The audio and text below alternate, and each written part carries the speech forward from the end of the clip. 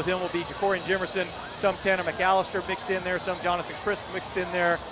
We may see some other wrinkles thrown in there too. Jordan Kemp is the wingback.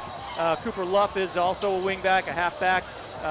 Split out wide at times will be number 5 Tyrus Ford and number 88 Wyatt Watson.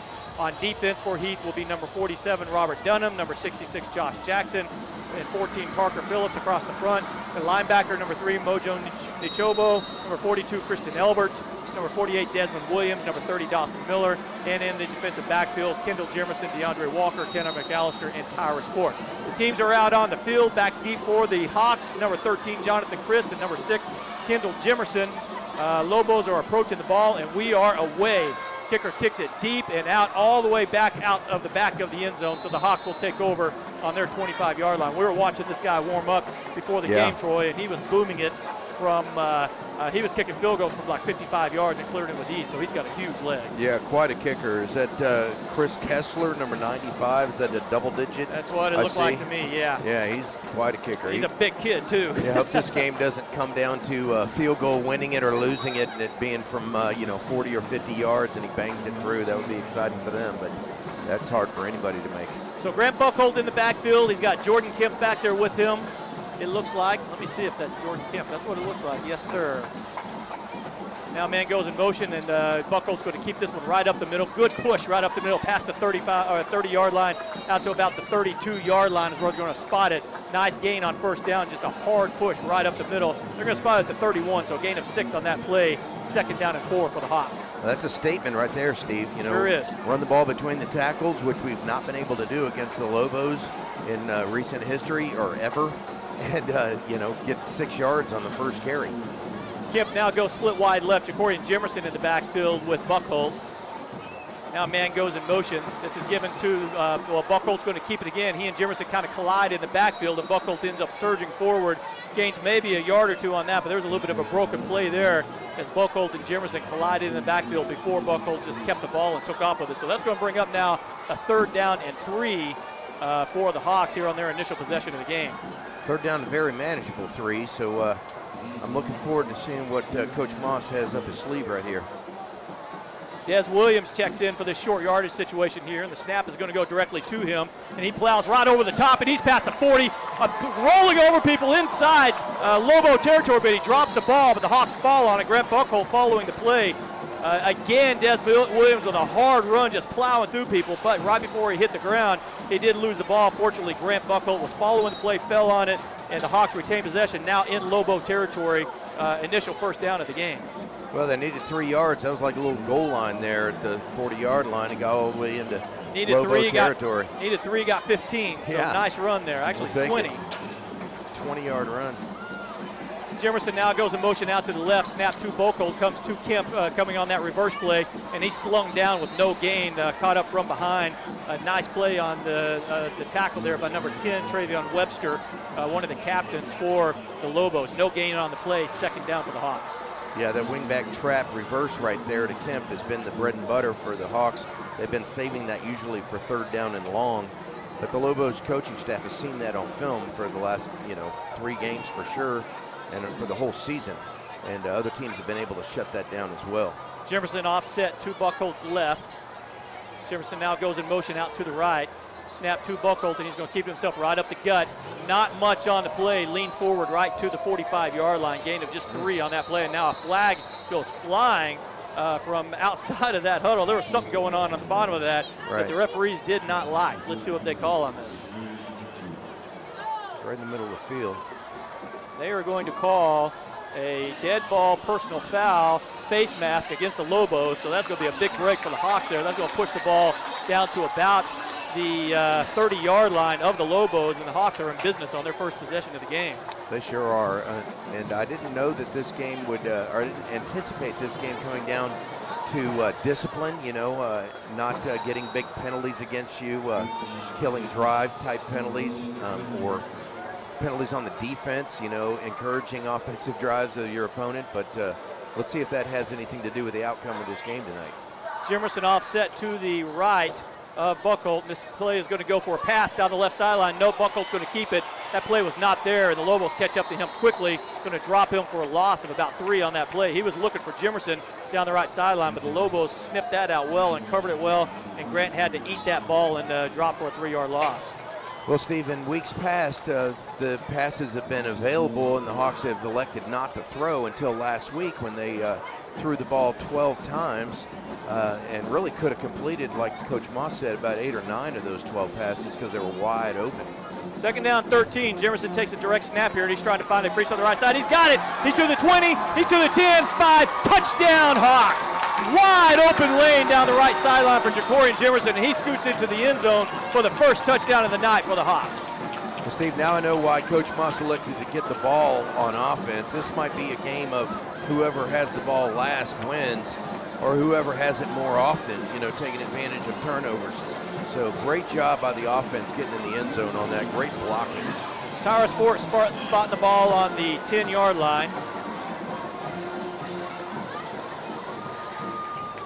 Ball is down, kick is up, and it is good. So 8:45 left in the first quarter.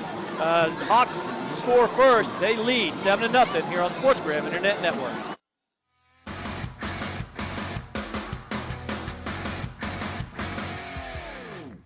Rockwall ISD would like to thank our sponsors that make each broadcast special. Heritage GMC Buick, Alliance Bank, Fenton Nissan, Mary Maids, Rockwall Ford, Honda Cars of Rockwall, Rockwall Sports Center, Baylor Scott and White Medical Center, Luigi's, and Rest Haven Funeral Homes.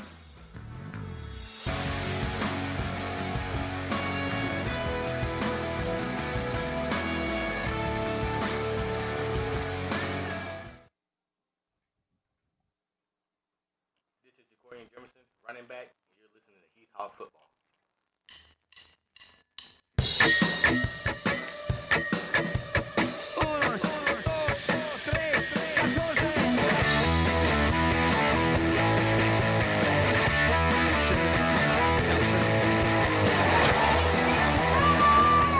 Senior Jared Bain teeing up the ball for the Hawks. Hawks had a nice drive there. Real quick, tell us about it, Troy. Well, it was 7 plays, Steve. It covered 75 yards. It was aided by that 15-yard face mask penalty, but it was Jimerson 33-yard touchdown run to end that drive, get us 7 points on the board. So Bain looking to kick the ball off here. They got some deep guys that are dangerous, and so Bain pooches it down. It's going to be taken about the 32-yard line, and it's returned all the way back up to about the 39-yard line. So the coverage there, you would hope that on a high pooch like that, the coverage would get down there a little bit closer and not allow for much of a return. But the Lobos are able to push it out to about the 38-yard line. They're in pretty decent shape here to begin their first drive. Well, if you know anything about Heath Hawk kickoff team, very rarely do they kick it deep, especially into a 5-mile-an-hour breeze coming from the south. So coach is going to pooch that ball up, and teams have decided, hey, we're going to try to get a return out of this. We're going to put a good return guy there and see what he can do. Senior quarterback Galen Wiley, and initially there's going to be a false start on the Lobos right off the bat. Galen Wiley, and the I formation behind him was Kendravian White. Let's see if they continue that formation. They do like to run the ball. They like to start it off by pounding you right up the middle, as we're talking about. No, that's going to be offsides against the Hawks. I thought it was a false start against the Lobos. That's going to push the ball out to the 43-yard line. First down and 5 to start this drive in great field position for the Lobos. It's her interpretation, watching the center with that ball. You're right over the top of it. If he rolls that ball, you can't think it's a snap. Wiley keeps this ball and pushes it out, tries the right side of the Hawks, or Hawks defensive line, actually the left side of the Hawks defensive line. Doesn't get much on it. Maybe a gain of 1.5 on the play. They give him maybe 2, so it'll bring up a second down now and 4 for the Lobos. Nice defense by the Hawks, swarming to the ball on that one. It sure is. It should be second down and 8, but that 5-yard penalty sure did have a positive effect for the Lobos. Wiley's got 2 receivers on the left side. White is offset to his right, and this time they go on a jet sweep coming off to the right. A quick play over there, and he is smacked down by Tanner McAllister down there. That is, looks like number 40 for the Hawks. Jaquan Edwards on that jet sweep, but Tanner McAllister gave him a big shot right at the first down marker, but they are going to give him a first down on him. Yeah, that was quick. Number 40, you said, Yep. around that wing. Yes, sir. He for was Lobos. a quick one, but Jet sweep. yeah. Yeah, we're going to have to contain him. So first down for the Lobos. Sorry, one receiver split far left, White in I formation. Wiley is under center here, and he's going to give it to White, coming right up the middle, and he hits the hole hard, drags some Hawks all the way down to about the 44-yard line. We'll call it the 45-yard line of the Hawks. Quick burst of about 7 yards on that one over his right guard. That's where he likes to run a lot, is right between the center and that right guard, because they got a lot of beef up there. Second down and 3 now for the Lobos. Well, all we've seen so far is run, and run some more. Let's see if Coach Strom on this defense has anything up his sleeve for stunting A gaps or B gaps and seeing if they can stop this run. Wiley again under center. He's going to keep it this time, rolling left. He's looking deep down the left sideline, well covered down there, and it is intercepted by the Hawks. Tyra Sport with the interception. Beautiful break on the ball all the way down at the 11-yard line, and that is going to be a turnover right away for these ball Hawks. Steve, let me talk to you about fading in to the receiver with your back to give you the advantage on that jump ball down to the 10-yard line. Tyrus did a great job of basically sealing the receiver to the sideline and putting his back to him so that that ball was either going to be intercepted by Tyrus or knocked to the ground. Well, he had the sideline coming up on him quick, and he did a fantastic job of catching that ball and getting his feet in. He could have just knocked the ball away. Instead, he grabbed that intersection, and the Hawks are in business with their second drive of the night. Beautiful interception by Tyrus Ford. Buckholt in the backfield with Ja'Cory Jimerson. Waiting for the snap. This one is going to go directly to Ja'Cory, and he tries the left side, pushes out to the 15, and a big scrum out to about the 17-yard line. So a nice gain there of about 5 on first down for Ja'Cory Jimerson. Brings up a second down for the Hawks. Well, Stephen, 2 out of the first 3 plays on first down have gone for 5 yards plus. You know, it was Grant Buckholt on the first drive that got us 6 yards on the first carry. And just now, Jimerson gets us 6 yards on the first carry, so what a way to start the drives. Tanner McAllister checks in for Ja'Cory Jimerson. The snap goes to Buckholt, and he's going to keep it right up the middle. He's past the 25. He cuts back to the middle again, outside, then back inside, out all the way past the 35 to the 36-yard line. Big run of about 20 yards right there for the senior quarterback, Grant Buckholt, and another big play for the Hawks and a first down. Oh, that was fantastic. And it was kind of funny to watch there as he's in the middle of the field trying to read the back of his blocker. He's like, okay, I'm going to go off your left shoulder. No, I'm going to go off your right shoulder. Oh, maybe I will go off your left shoulder. Yeah, that's why I was saying, no, he cut left. No, he cut left. He kept it's right effective. in the middle Got of the 5 field. more yards, didn't it? Jimerson back in the game, and this direct snap to him is going to try that left side again, and not much going that time. He pushes it out to about the 38-yard line, going to gain about 2 or 3 on the play there. Brings up a long second down for the Hawks. All right, now that's what happened in the first drive. We had not so effective first play of the, once we moved the chains the first time with a big play. So let's see if the Hawks on 2nd and 8 do something other than run between the tackles. So far, the Hawks have had their way in this game. It's been all Hawks so far. 5.5 minutes left. Direct snap to Jimerson. This time he's coming back right again as we try to get that right sideline. He's up past the 45-yard line, out to the 46-yard line. That's going to be another first down for the Hawks. Great run. And he did what I thought he would do something other than run between the tackles. They were quick to get outside, and he had numbers. If you counted, we had about 6 offensive players to their 5 defensive players on this side of the ball, and it's a numbers game on blocking. Peyton Diffie did a great job pulling on that one and leading the way, and Ja'Cory has done a great job as the season has gone on of learning how to read those offensive linemen and play behind them, and Diffie just did some great lead blocking on that one. First down here, another direct snap to Jimerson. This time he's going to try the left side. He's got a big hole over there, over the 45 and all the way down to about the 41-yard line. The Lobos 12-yard gain for the Hawks. Another first down. Travion Webster again with the tackle on that. We've mentioned him. He is the top playmaker on their defense, the safety, and he's making a lot of tackles already. Unfortunately for the Lobos, that means they're about 10 or 12 yards downfield. That's right. Another first down for your Hawks. Another snap directly to Ja'Cory Jimerson, and this time he's caught right at the line of scrimmage and dropped very quickly for no gain. Number 33, Jadarian Blakemore, with a nice stop right there at the line of scrimmage. They're actually going to give him about a half a yard maybe on the play. 2nd down and 9 for the Hawks. Yeah, he fell forward, which helped. Instead of the loss, it's a yard gain. So that was a good little determined run, even though the stunter was able to get in the backfield. At least you got the positive yards. 2nd down and 9. Snap goes to Buckhold. He does that pirouette and right up the middle. Big hole right up the middle. All kinds of blocking down there. All the way down inside the 30, down to the 28-yard line.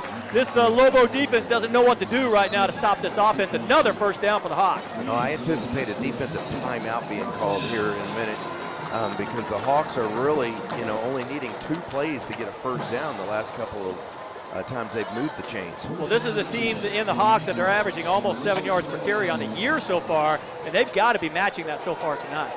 Yeah, I agree. 1st down for the Hawks, 29-yard line. 1-man split far right. Snap goes to Buckhold, and the ball falls on the ground. He picks it up. He's looking. He flings it, and he just throws it out of bounds. Heads-up play by the senior quarterback to save the play on that one. He and Jacorian Jimerson again collided in the backfield. I don't believe that Buckhold was intending to hand that ball off, but through the collision, he dropped the ball, and he picked it up and threw it out of bounds, alertly avoiding a loss on the play. Well, 2 good things happened. You see the poise of Grant Buckhold after a bobbled, handoff in the backfield. But then also they have no idea what that play is supposed to look like. So we didn't give anything away. So 2nd down and 10 for the Hawks, 29-yard line. About 4 minutes left in the game. This snap goes directly to Jimerson. Got a big hole off the left side. He's going to carry this one in for the touchdown. 5 touchdown, Jacorian Jimerson. 2nd long run of the 1st quarter. Wow, what a run by Jimerson. And Steve, that puts him over 800 yards on the season. With 2 big touchdown runs here in the 1st quarter of this ball game. And did you see who was his lead blocker down there into the end zone? I did not. Quarterback Grant Buckhold leading the way, getting the block down on the goal line to spring him for the touchdown. Wow. Unbelievable for the senior quarterback, and another nice run for Jacorian. Are we sure this is Longview that we're playing? Well, like I said, this was a team that a Longview team that might be as susceptible to the Heath attack as any we've seen in recent years. Kick is up, and it is good. So 3:44 left in the 1st quarter. Our score now, the Hawks 14, the Longview Lobos nothing. You are listening to Heath Hawk Football on the SportsGram Internet Network.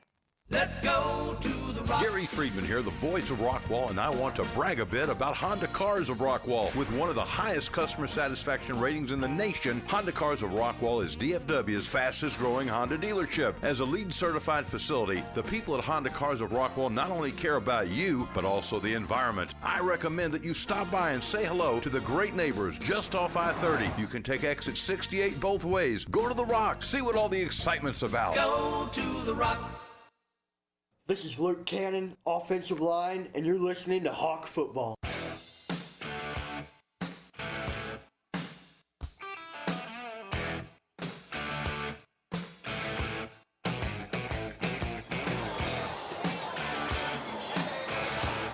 .344 left in the 1st quarter. The Hawks have taken a 14-0 lead on these Longview Lobos. Steve, Longview doesn't know what's hit them so far. No, Steve, maybe the defensive coaches should have called a timeout prior to that play from the 29-yard line.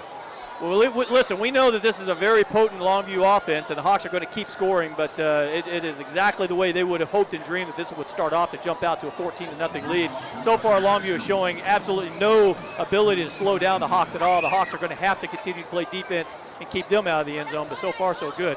Another high pooch kick by Jared Bain, this time off to the right side, and this one goes out of bounds. So that is going to be another nice starting point for the Lobos, and then there's some activity over on the far sideline, and flags fly after the play was called dead.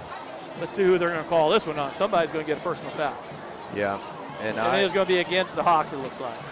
And I would make them kick it over again if I were the Lobos. Why would you do that? Because they're probably going to end up, well, that's exactly what they're going to do. You're right. I would have thought that it would have been a spot foul. First, they would have gotten it at the 35 or wherever, and then the 15 yards would put them at midfield. Watch this. Watch this official walk with the ball. See if Well, because it's going to put it back to about the 20-yard line for a Well, did they signal that it was a They did. Well, I guess they 15-yard never penalty? did they? It was just a 5-yard penalty on the kicking it out of bounds. Okay, that's better. Oh, okay.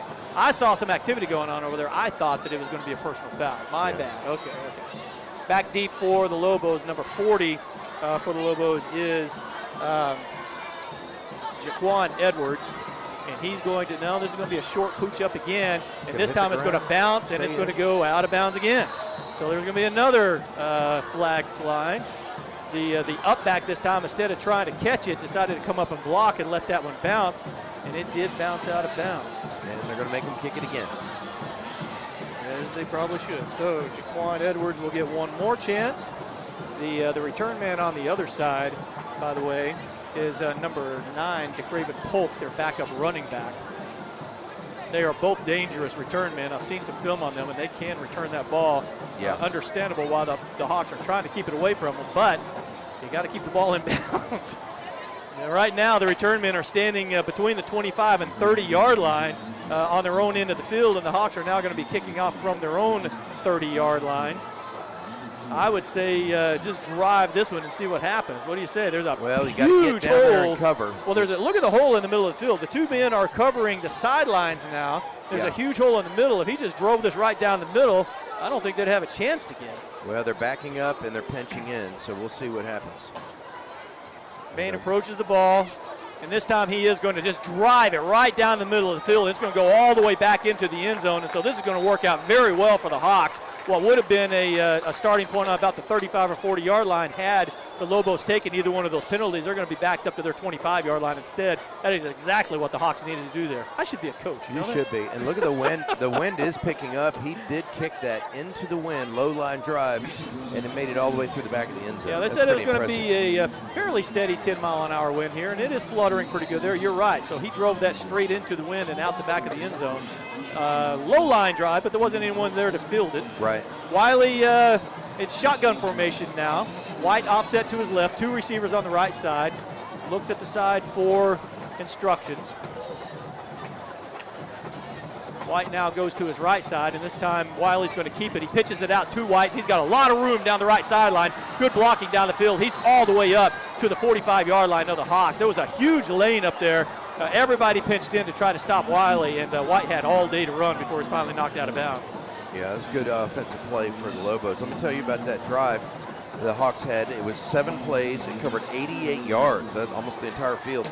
And it was 7 carries, 92 yards on the ground. Because of a penalty. Yeah, penalty. 29-yard touchdown run by Wilkerson-Sanders. Man goes in motion. Wiley under center this time. And he's going to hand it to White coming straight ahead. And he's got a big hole over the right side. Finally dragged down. And the ball comes loose. Are they going to call him down? No. It is a live ball, and the Hawks have picked it up.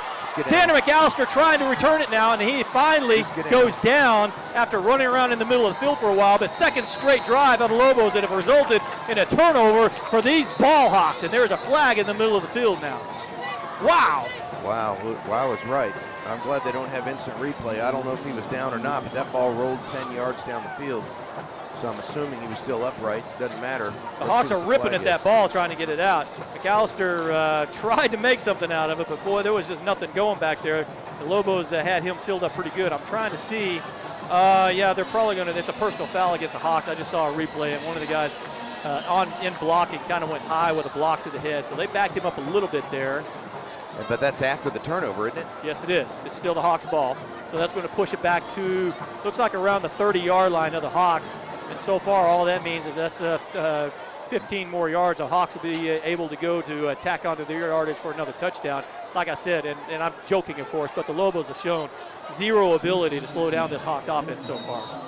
Yeah, that's true. We got 92 yards on an 88-yard field last drive. So. Wow, what a shock to anybody that checks the score here in a minute if the Hawks are able to punch this in and sees everybody sees a 21-0 score. Wilkerson-Sanders with a direct snap. He pushes it out over the 30 to the 32-yard line. Gain of 3 on that play. Second down for the Hawks. Getting ahead of myself a little bit, of course, but again, 2 straight drives for the Hawks for touchdowns and 2 straight drives for the Lobos, resulting in turnovers that the Hawks are able to capitalize on. Yeah, it's lopsided because of those 2 turnovers and because of the inability to stop the Hawks. Right. But that doesn't mean that they won't. You know, the game is far from over. There's 2 minutes and 50-something seconds left in the first quarter, for goodness sakes. Jemerson takes the handoff. No, it is, Jemerson takes the reverse handoff from Buckles. I think he took a wrong turn there. He could have cut it upfield for some yardage, but he tries to take the outside. Outstanding play out there on the outside by number 14, Kyle Johnson, the Lobos, staying with the lane there. Drops him for a couple of yard loss back to the 29-yard line. Now it's a 3rd down and 10 for the Hawks. I think I just figured out what that message from Chad was. Is it 92 rushing yards for Jemerson? On 7 carries, right? Gotcha. I got you. That's all right. Now I know. It's like a puzzle.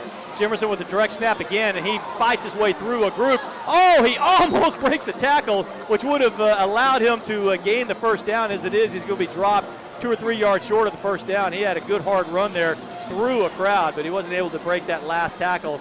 For the first time tonight, the Lobos stopped the Hawks, and Grant Buckle will be out there to punt. And I think he should angle this one out of bounds. The last time that Grant gave a return man the opportunity to return a punt, it was returned for a touchdown.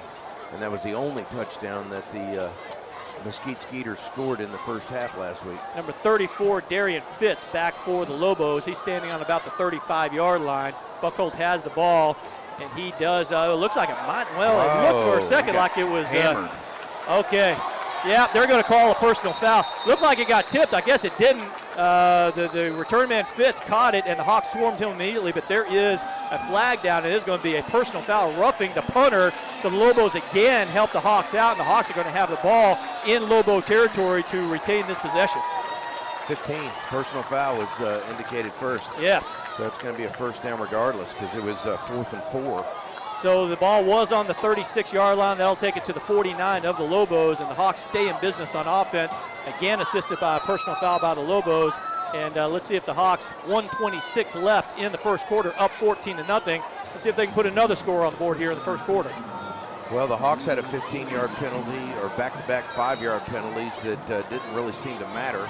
And now the 2 big penalties do seem to matter for the Lobos. Tanner McAllister now in with Buckholt. Snap goes to McAllister, gives it to Kemp coming back the other way. Nothing going there. These Lobos have that play figured out. They're covering up that lane, and just like last week. Now, this happened last week for the first couple of quarters. Mesquite had that play figured out too, but then all of a sudden in the 3rd quarter, we saw that play pop a couple of times, and Jordan had a couple of long runs. Let's see if that repeats itself this year or this week. You just have to keep trying it because eventually that hole's going to be there. Right. It wasn't because they made defensive substitutions. It's because they got worn down. Right. Buckholt with the snap. He keeps it this time right up the middle. He pushes out past the 45-yard line down to about the 44-yard line. Gain of 5 on the play. 3rd down and 5 for the Hawks. Steve, the Hawks have yet to throw the ball, and they're up 2 scores, 14-0. So that's a good start for You're wrong. They did throw the ball, but he threw it out of bounds after that fumble and to kill the play. On a busted play. Yeah, good point. How about it? They have yet to complete a pass. Right. There you go. They're still up 2 touchdowns, so we'll take that. Well, we've kind of gotten used to that this year, haven't we? Yeah. McAllister offset, 2 Buckholds right. Snap goes to McAllister at his feet. He is having a hard time covering it up, and the Lobos now fall on top of it, it looks like. Oh, man, it went to McAllister's feet. He didn't fall on it. He was trying to pick it up to run on it, kept fumbling it around, and then finally the Lobos fall on it, and there's the first turnover of the night for the Hawks. Yeah, that comes with the territory of snapping the ball to different people in shotgun formation. Direct snap to running backs, and when you're mixing it up, the snap's different every time, and you can't be as consistent as you would like to be in that shotgun snap.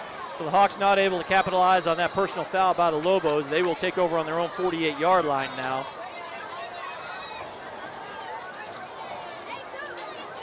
There's 11 seconds left in the 1st quarter. Wiley is under center. Kendraven White standing on his 39-yard line. Man goes in motion.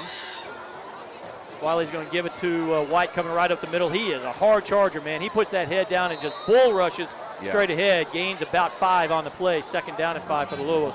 Man, he hits that hole hard, and he's looking to do some damage in there, isn't he? Yeah, and that's the end of the 1st quarter. Into the 1st quarter. It's a big one for the Hawks. They lead 14-0. We're listening to Heath Hawk Football on the SportsGram Internet Network. Bank with Alliance Bank. The only things to worry about is what to do with the extra time and extra money. A wide variety of products that save you both time and money for you or your business. Try high-interest checking, remote deposit capture, mobile and text banking, business and personal check cards, personal finance management through FinanceWorks, and the list goes on. Mobile, web, apps, text, Facebook, or in branch. Simplify your life. AllianceBank.com. Alliance Bank, member FDIC. If you've been waiting for the right time to buy, that time is now. Here at Fenton Nissan of Rockwall.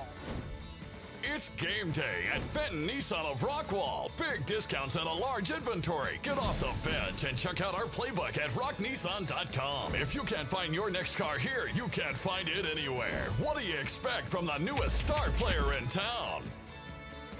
No need to settle for second best. Fenton Nissan of Rockwall, the big one on I-30. I want to sell you a car. This is middle linebacker Desmond Williams, and you are listening to Heath Hawk Football.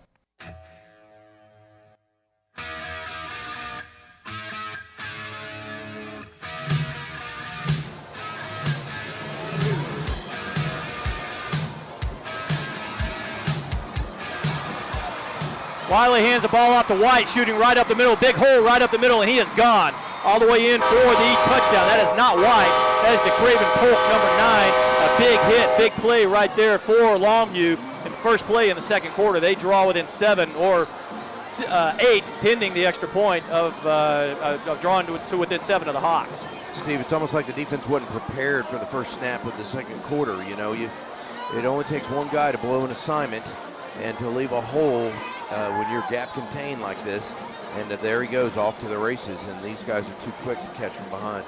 52-yard run for, it was probably a 46-yard run. Man, they have got that horn right by our mic over there, don't they? They do. I don't know where they got the mic, but they've set up their little blaster right next to it. 11:52 left in the second quarter. The Lobos draw within 7, 14-7 here. Let's just keep it right here for a second. Great first quarter for the Hawks. They were up 14-0. Right. Not the way you want the second quarter to begin there, but the Hawks, if they can keep it up on offense and just keep scoring when they've got the ball, then they've got a good shot at this one.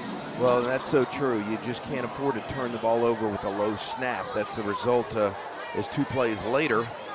There he goes off to the races, touchdown Lobos. And that just underscores the need to protect the ball too. The turnover by the Hawks, that's a killer, because right after the Lobos had given the Hawks new life on that drive with a personal foul, 2 plays later the Hawks turn it back over, and then 2 plays after that they've got it in the end zone. So gotta hang on to that ball.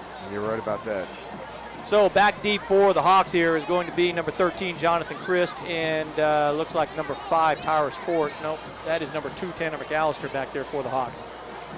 Jonathan Christ and Tanner McAllister. Let's see if they have an opportunity at this. Like I said, kicker for Longview has a huge leg, and he is certainly capable of driving it right out the back of the end zone. That is number 95, Chris Kessler for the Lobos. We were watching him kick before the game, and boy, he can boom it. So I anticipate probably the Hawks starting on the 25-yard line, but let's see if he does something to surprise us here. Well, the wind is picking up. I see the American flag in the end zone blowing at the kicker's face. So let's see what happens. He's got the ball teed up. He approaches it, puts his foot into it, and they are going to have a chance to kick this. You're right. That's Christ at the 5-yard line. He's going to return it right back up the middle. A little bit of a hole, spins, and then they catch up to him, and the ball's on the ground again. Hawks pick it up. They're going to advance it some more, out past the 25, out to the 30-yard line. Let's see who picked that up. Chris did fumble the ball, but Jordan Kemp finds the ball and advances it out to the 30 for the Hawks. So what looked like it could have been trouble for the Hawks turns into a positive situation thanks to Jordan Kemp. Yeah, Johnny on the spot right there, getting 10 more yards on that kickoff return. I should say Jordan on the spot, so great job. Yeah, Johnny didn't hang on to it. It was Jordan on the spot, huh? Yeah, so let's see what the Hawks do. 1st and 10 from their own 30. It is Kendall Jemerson in there with Buckholt right now. No receiver. They got a very tight formation. Jemerson offset to Buckholt's right. Now there is a timeout called. Nope, there is a flag down, and it is going to be a false start on the Hawks. Man, I didn't see that start. They barely got into formation. How did they false start already? Well, the coach is over there in the official's ear that threw the flag. He must be barking about something that the Hawks are doing pre-snap. And the official saw it and threw the flag from that far sideline. Wow. Well, that pushes it back to the 25-yard line. First down and 15 for the Hawks. Jimerson offset to the right. That's right. They've got a heavy student body left. Jimerson finds a hole, closed very quickly, though, right there over the middle. Nice play down there by linebacker for the Lobos. That is number 44, Kobe Davis, that closed that hole very quickly. Gain of just 2 on the play. Second down and 13 now for the Hawks. Well, and Steve, no throw completions in the first quarter. The wind in the face, slight breeze for sure. Let's see if this spells a pass opportunity for the Hawks. Yeah. Well, other than the one that they started to attempt in the first quarter and it wasn't there, it's covered well. They haven't really attempted anything significant after that. This snap goes directly to Kendall Jimerson, and he fumbles it. The ball's on the ground, and it's going to be picked up by the Lobos back deep in Hawks territory inside the 10-yard line. Snap goes off of Kendall's shoulder pad, and the Lobos are, man, it rolls all the way back inside the 10. This is a disaster for the Hawks here. Quick start is all of a sudden about to totally dissolve if the Lobos are able to punch this one in. Oh, Steve, they couldn't have gone any worse than that play.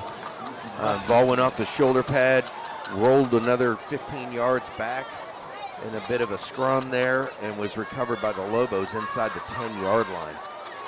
7-yard line, the Lobos set up shop on this one. Wow, that one hurts. Turnovers are now even. Hawks have been ahead of the turnover game all year. They're even now. It is White in the backfield behind Wiley this time. And he gives it to White, trying over the left side. A little bit of hole right there, pushes it inside the 5 down to the 4-yard line. Tackle on the play by Desmond Williams. Gain of 3 on the play. Second down and goal from the 3-yard line. They're going to give him the 3, so a gain of about 4 on that play. Second and goal. Well, 2 weeks ago, if you remember, Steve, down at John Tyler, this defensive unit was able to have 2 goal line stands and hold John Tyler to 2 field goals. Let's see if they can do it since they're all packed in here on defense. That was actually Tanner McAllister coming in to make a hit on that. Des Williams had gotten tripped up coming through the traffic on that, but a nice close and tackle by McAllister. Second down and goal. It is Kendravian White again getting the handoff over the right side, and he dives over the end zone, and that is a touchdown for the Lobos. Wow, as quickly as we got it, they got it right back. So they're pinning an extra point of tying this up all of a sudden. What was all going the Hawks' way during the first quarter only takes 2 minutes of the second quarter to wipe away.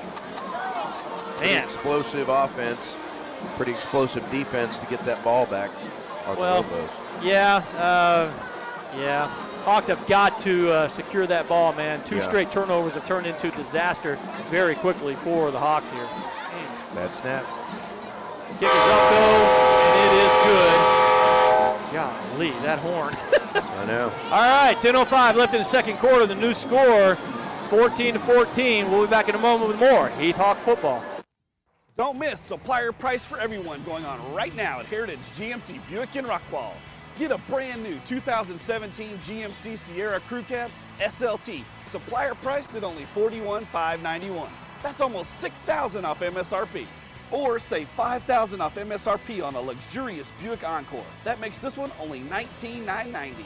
Only at Heritage GMC Buick in Rockwall. Drive a little, save a lot. This is Jackson Sally, wide receiver, and you're listening to Hawk Football.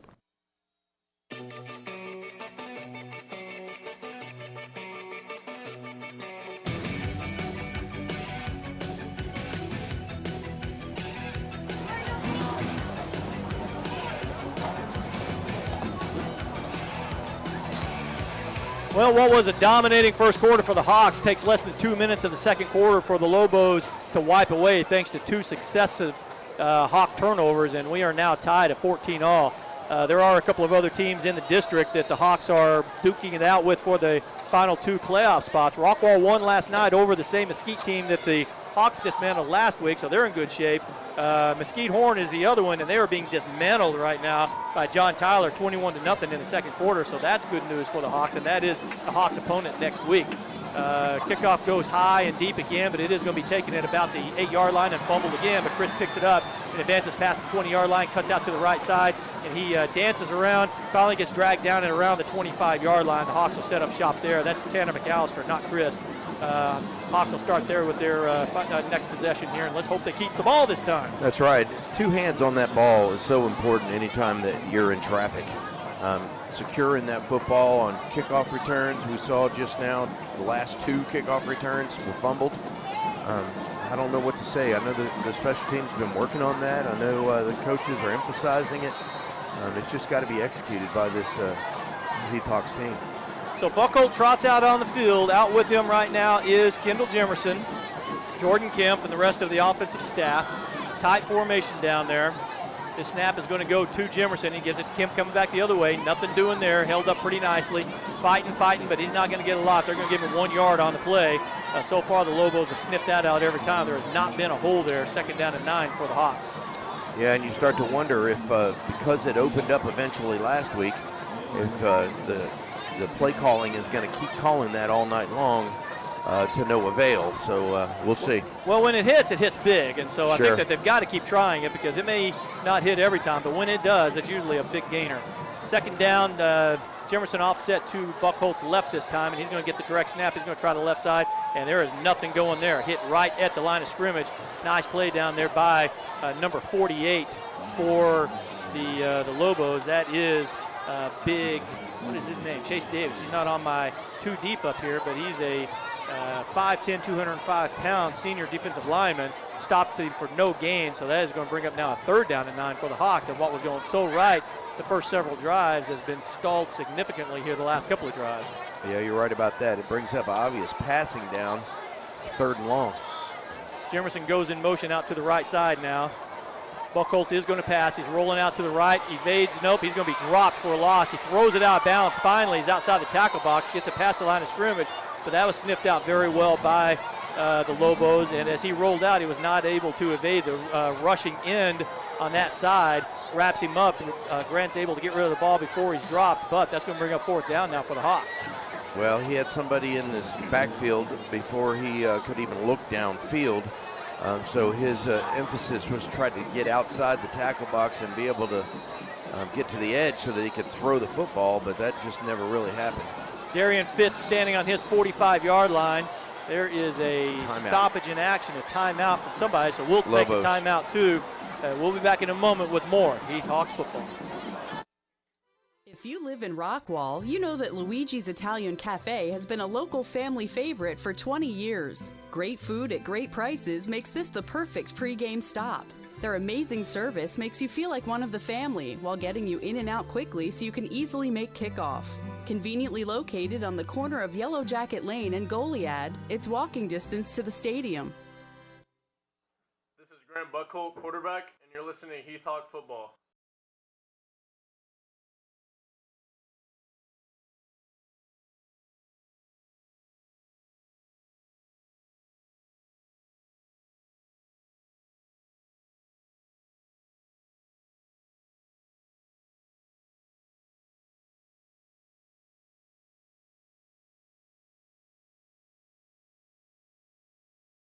Over Fitz's head. Beautiful punt by Buckholt. It rolls inside the 20, and it's still rolling for the Hawks down to about the 18-yard line.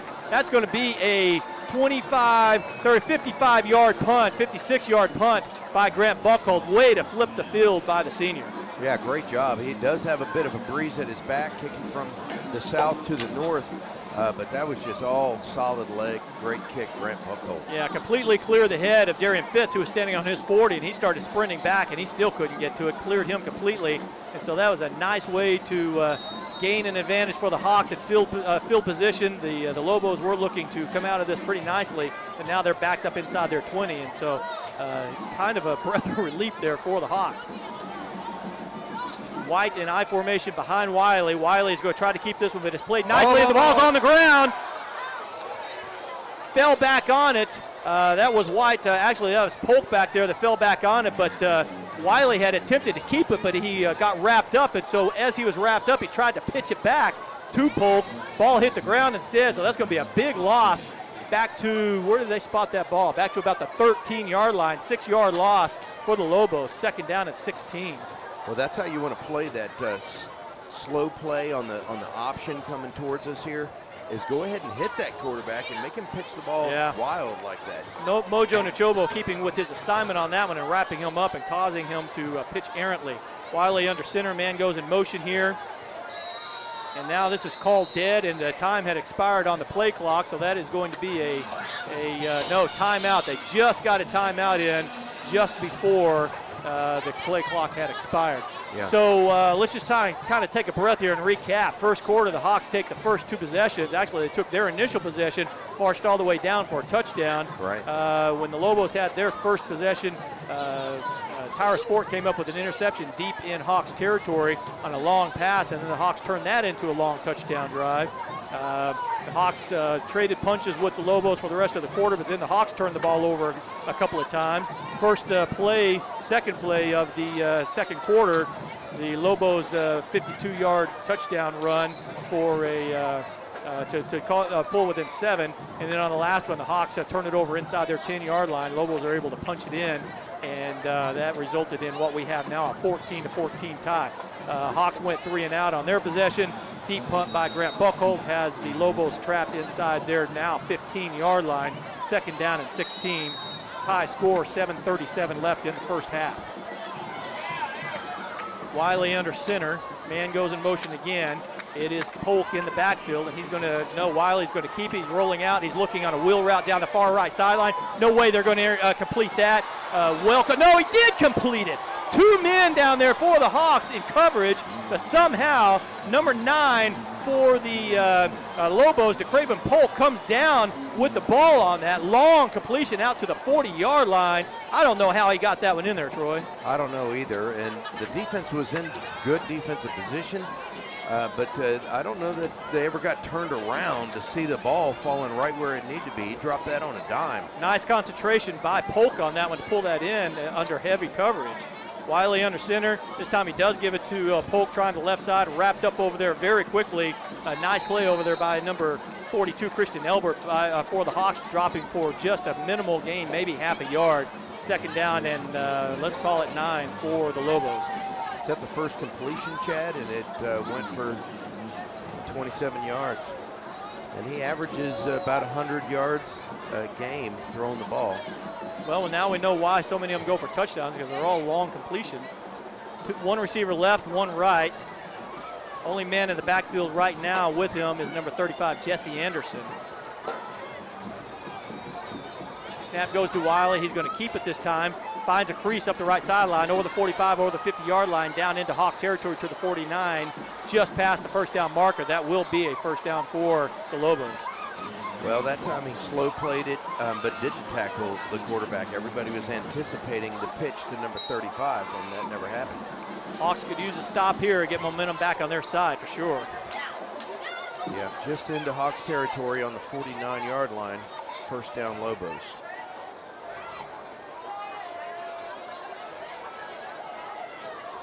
Looks like White back in I formation behind Wiley, who's under center. He gives it to the up man this time, who spins free. He takes a couple of hits, gains maybe 1-2 yards on the play. See if I can pick up his number. That's number 35 for them, Jesse Anderson. That was the kind of the up fullback on the play. 2-yard gain, 2nd down and 8 for the Lobos. It was a triple option. He gave the dive the ball, the first back through, as you had mentioned. But they didn't really carry out their fakes. The quarterback Wiley stood there watching the running back, and the deep running back just stayed back there. So let's see what happens on this play if they, in the same formation, fake the dive and give the pitch. Polk in I formation behind Wiley this time. He gets the ball coming over the left side. Big hole over there again. Closed quickly over there. Let's see who got him. He gets it down to about the 41-yard line. That was number 2, Tanner McAllister, quickly closing and dropping him there. But a nice 8-yard burst by Polk over there. He had a lot more room. If McAllister didn't drop him there, he would have been gone. That brings up a 3rd down and a long 1, maybe a short 2, call it, for the Lobos. Hawks could really stand a defensive stand here. Yeah, they could. That's the same play that went to the house for their first touchdown tonight. Almost did there. Yeah.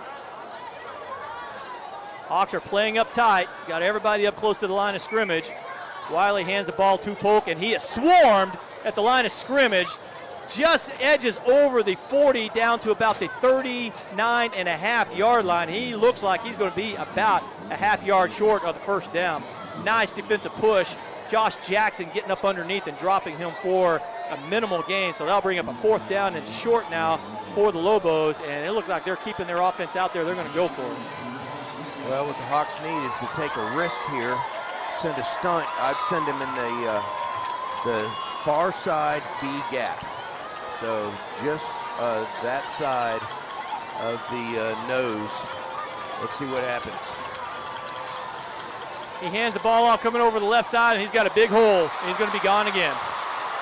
15, 10, 5, touchdown. This time it is again Polk. He's able to burst through that initial line and take it to the house.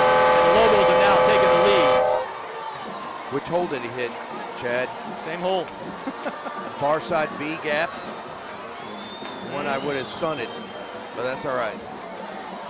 It's football. That's why you play the game. I'm a softball and basketball coach. I only coached football. You're retired 15 years ago, yeah. The game has progressed since then. B-gap doesn't even exist anymore, does it? Yeah, it does. 20-14, Lobos are up. The kick is up, and it is good. So 4:05 left in the first half. Man, I wish they would move that thing.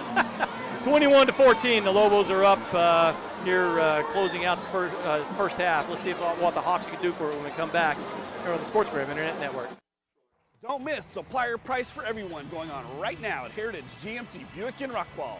Get a brand new 2017 GMC Sierra Crew Cab SLT, supplier priced at only $41,591.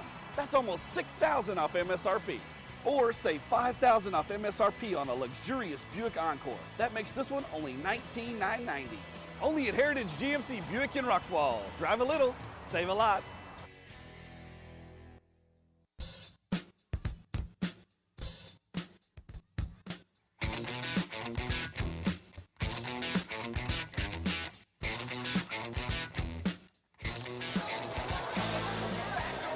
Well, 2 long runs by DeCraven Polk here in the second quarter, plus a capitalization on a short field after a turnover, have given the Lobos a 21-14 lead over the Hawks now. They're going to have to find a solution to closing that one gap down against Mr. Polk, aren't they, Troy? You are, Steve. They're going to have to close that. It's all about gap contain and knowing your responsibility and executing. And I don't know if we stunted on the near side and that left that backside open or what. Mesquite Horn has put 2 quick scores on the board over against against John Tyler, and it's now 21-15. John Tyler up. Kickoff is up in the air, and it's going to be coming down at about the 5-yard line. Be taken there by Tanner McAllister. He secures it well this time. Burst right up the middle, over the 25, out past the 30 to the 31-yard line. Quick burst right up the middle. This time he made sure he had that ball. He wasn't going to let it hit the ground again, and the Hawks will set up shop here. 3:59 left in the first quarter, 31-yard line. Opportunity to drive down, put some points on the board, hopefully draw even before halftime. Well, we need good execution, Steve. We need good snaps from center. We need good blocking. We need to see if we can throw the ball instead of waiting for 3rd and long. Let's see if Coach mixes it in before that. McAllister in the backfield with Buckholt here. Snap goes to Buckholt. He tries right up the middle. Nice push right up the middle, all the way past the 35, all the way past the 40. Just a huge scrum, pushing past all the way out to the 42-yard line. That's an 11-yard walk by Grant Buckholt behind that big offensive line for a first down. Let's give credit to the big boys up front on that one. Peyton Diffie, Luke Cannon, Hayden Fichtel leading the way for a nice 11-yard run by Grant Buckholt. Great job staying on their blocks. First down, clock is running. This snap goes to Tanner McAllister. Slips a tackle in the backfield, runs out of bounds at the 49-yard line. That's going to be a gain of about 7 on the play. 2nd down and 3. Hey, guys, calendar is about to flip to November, and when you do that, you start hearing the balls bouncing in the gym, and that means it's basketball season coming up. At halftime, Chad Higbee will have a conversation with boys basketball coach Brad Waters, good man and a good coach, and he's got a good team this year, and we're looking forward to hearing from him, so stick around and listen to that. 2nd down and 3 for the Hawks. Snap goes to McAllister. Flag down on the play. McAllister's dropped right at the line of scrimmage. No gain. Let's see what the flag is going to be for. It looks like it's going to be offsides on the defense. But I can take that. Not 100% sure. And, yep, they are calling offsides against the Lobos. Something that the Hawks really had a lot of success with in the first half of the season. If you remember back at some of the earlier games, they would draw the defense offsides, 3, 4, 5 times a game with the odd snap counts. The teams the last month or so have caught up to that a little bit, but there the Hawks are able to pull them off and get a first down out of it. 3:16 and counting left in the first half. The ball is now at the 47-yard line of the Lobos. First down for the Hawks. McAllister still in the backfield with Buckholt, and he gets the ball this time. They're coming left. He sidesteps one tackle. 2 other guys drag him down from behind. Big number 51 for the Lobos, Jeffrey Jones, 5'11", 330-pound defensive tackle. Drops him for no gain. 2nd down and 10 for the Hawks. Well, Steve, if they have a play that goes against the grain off of that, some kind of wrinkle off of that is a counter, boy, it will be wide open over there on the weak side of the field. 2nd down and 10 for the Hawks. This time it is, what happened? I didn't see where that ball went. Okay, I didn't see where it went. I saw a man in motion, so Grant with his pirouette dropped for minimal gain. Again, really no gain on the play. 3rd down and 10 now for the Hawks. Well, they need to find some of those holes that they found in the first quarter. Yeah. Well, the defense is getting smart, aren't they?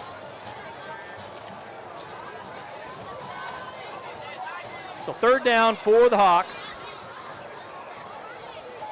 Ball's on the near hash mark. This snap goes to Tanner McAllister. He's past the 45. He's got the sideline. 30, 25, cuts back inside, and they're going to call him out of bounds back at the 30. Great inside move a couple of times by McAllister, and he gives the feed me sign made so popular by big Cowboy rookie right now, but they're going to call him out. Yeah, Zeke Elliott, he gives that feed me sign, and that's what McAllister just did, but they're going to call him stepping out of bounds back at the 30-yard line. That's still going to be a first down for the Hawks. Zeke Elliott with that feed me, and that's what Tanner just did. Yes, I did. Yeah, he just stepped out of bounds, made a great move, a stiff arm, and a great move that might have taken him down to about the 5-yard line, but they called him out of bounds first. Buckholt back there with McAllister, and this one's going to go to McAllister again. Tries the right side, squeezes through a little bit of a hole and down inside the 30 to about the 27-yard line, 28-yard line. So that'll be a gain of just about 3 or 4 on first down. 2nd down, minute 48, and the clock stops. Timeout, Hawks. All right, well, now he's starting the clock again. I don't think he maybe. I'm not sure what the timeout was for or what the clock stoppage there was for. Ball standing on the 27-yard line, 1:39 left in the first half. McAllister in the backfield still with Buckholt. This one goes to Buckholt. He's going to try right up the middle. Clogged up pretty nicely there by the Lobos. Number 88 for the Lobos, Montavian Reed, did a great job of holding his gap there and really not allowing much. Gained just 1 or 2 down to the 26-yard line. 3rd down and 6 now for the Hawks. 1:16 left in the first half. Well, with a minute and 16, I don't want to be satisfied with a field goal attempt. No. So let's see if the Hawks can get a first down here and take a couple stabs at the end zone. They've had a lot of luck getting this speed to the outside. I'd like to see something like that here. And there is going to be a timeout called for the Hawks. They had 3 left in the half, so they're going to call one here and talk it over. So we'll take one more break here, and then we'll take you to the half. You're listening to Heath Hawk Football on the SportsGram Internet Network. Bank with Alliance Bank. The only things to worry about is what to do with the extra time and extra money. A wide variety of products that save you both time and money for you or your business. Try high-interest checking, remote deposit capture, mobile and text banking, business and personal check cards, personal finance management through FinanceWorks, and the list goes on. Mobile, web, apps, text, Facebook, or in branch. Simplify your life. AllianceBank.com. Alliance Bank, member FDIC. This is Jordan Kemp for Wingback, and you're listening to Heath Hawk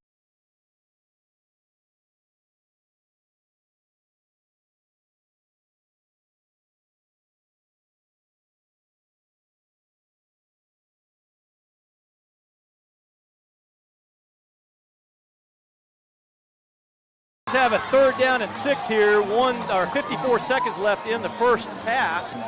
They would really like to add some points here to draw even or draw closer before halftime. Buckholt waiting for the snap. It goes to McAllister. He's going to come to the near side. Nice blocking over there. He gets to the sideline, but pushed out of bounds before he's able to get that corner. And he is not going to get the first down, but he does stop the clock, 25-yard line. Hawks have a big decision to make here. Should they attempt the field goal and put some points on the board, or should they go for it here, try to get the first down with 50 seconds left in the first half? It looks like they have made the decision to stick with the offense and try to get the first down. 4th down and 4 is the call here. Let's see if they actually run the play. Now there's going to be another timeout. There's going to be timeout Hawks.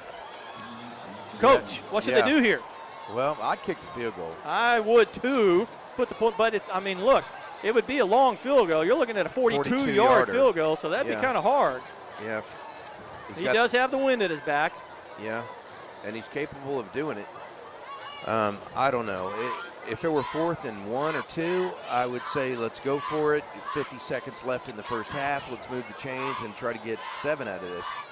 But 4th and about 4.5, really, is not as easily obtained. So let's see what the Hawks do coming out of this timeout. The most, we haven't seen a complete pass out of Grant tonight. Maybe they're saving it for this. Hey, the Heath volleyball team won their pre-playoff matchup against Denton Ryan tonight in 5 sets. They start the playoffs Tuesday at 8 o'clock against Palestine. So good luck to Maggie Younger and her team as she begins the playoffs this week, and a nice victory tonight against a very good Denton Ryan team. Yeah, it's a good warm-up game for them. Doesn't really count, but most of the teams are doing that, saving one game on their schedule and then getting a warm-up game before playoffs. So the Hawks are going to keep the offense out on the field. They're going to go for it, 4th down and 4. Let's see if they actually run a play or if they try to draw the Lobos offsides. I'm sure the Lobos coaching staff coached them up on that. And the Hawks false start instead. So, yeah, what are they going to do here? They can't go for a field goal now. That'd be like a 49-yarder, and that is definitely out of range. And so they've got a 4th and 9. They got to go for it, right? I mean, what do you have to lose? 50 seconds left. You're not going to punt it, obviously. So, yeah, they keep the offense out there. Unfortunate false start by the Hawks there. They were obviously going to run that ball. I'd sure like to know who number 82 is. He's not on our roster. The Longview guys came in here before the game and said, hey, who's number 82? He's not on our roster. Well, I don't know. He's not on the roster. We'll have to ask some of the coaching staff at halftime maybe and see if they can tell us who he is. This is going to go to McAllister going that, no, Buckholt. Who's got it? Buckholt. No, somebody dropped the ball. It was Kemp that had the ball. He ended up with it, but I don't know. Was it a reverse from McAllister? I couldn't follow exactly what happened on that. But anyway, they fell far short of the first down. They didn't get it, so the Lobos will take over the ball on downs here at their 33-yard line. 41 seconds left in the first half, and now the Hawks have to make sure they don't give up something crazy here to end the half, and so they can go into halftime trailing only by 7. You're right, Steve. 41 seconds left in this half. We've got to make a couple tackles. And well, let's see if the Lobos even try anything here. I imagine they will. What do they have to lose?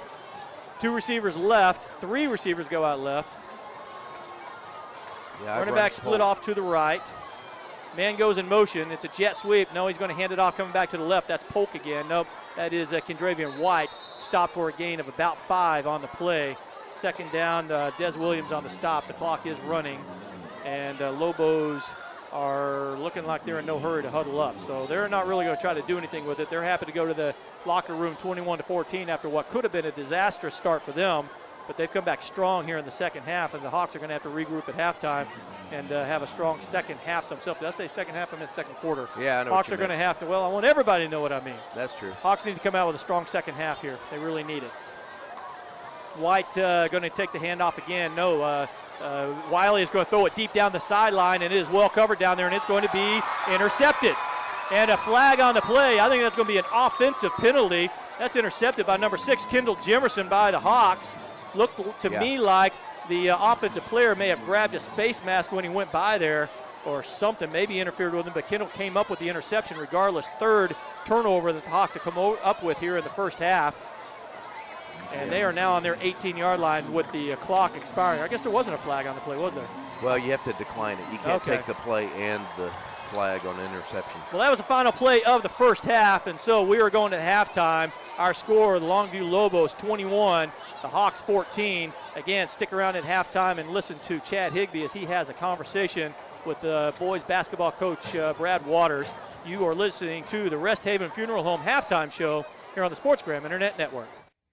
The Rest Haven Funeral Home staff serves families of the Lake Ray Hubbard area with funeral arrangements that are compassionate and complete. The commitment that sets them apart from other funeral homes in the area is simply this: quality and personalized service. Rest Haven service is compassionate because they truly care about the families who depend on them during their time of need. You can make all of your arrangements quickly, easily, and in one central location. Visit their website at www.resthavenfuneral.com for a full listing of services.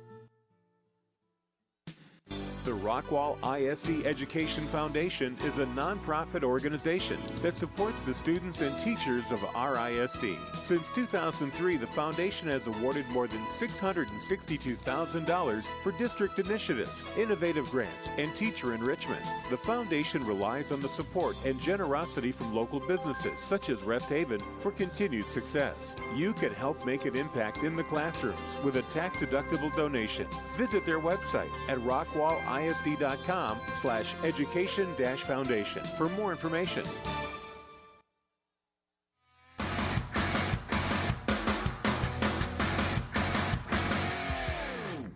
Rockwall ISD would like to thank our sponsors that make each broadcast special: Heritage GMC Buick, Alliance Bank, Fenton Nissan, Mary Maids, Rockwall Ford, Honda Cars of Rockwall, Rockwall Sports Center, Baylor Scott and White Medical Center, Luigi's, and Rest Haven Funeral Homes.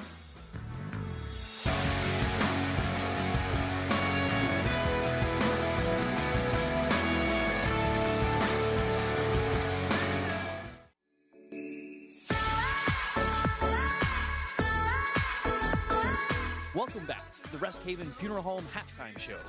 And now our halftime host with the most, Chad Higbee.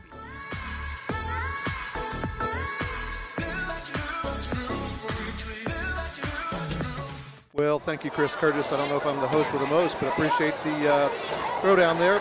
As he said, welcome back to the Rest Haven Funeral Home Flower Box halftime show. You've been listening to the first half of tonight's contest between the Heath Hawks and the Longview Lobos. The score at the half, as we mentioned, is your Heath Hawks 14, Longview 21.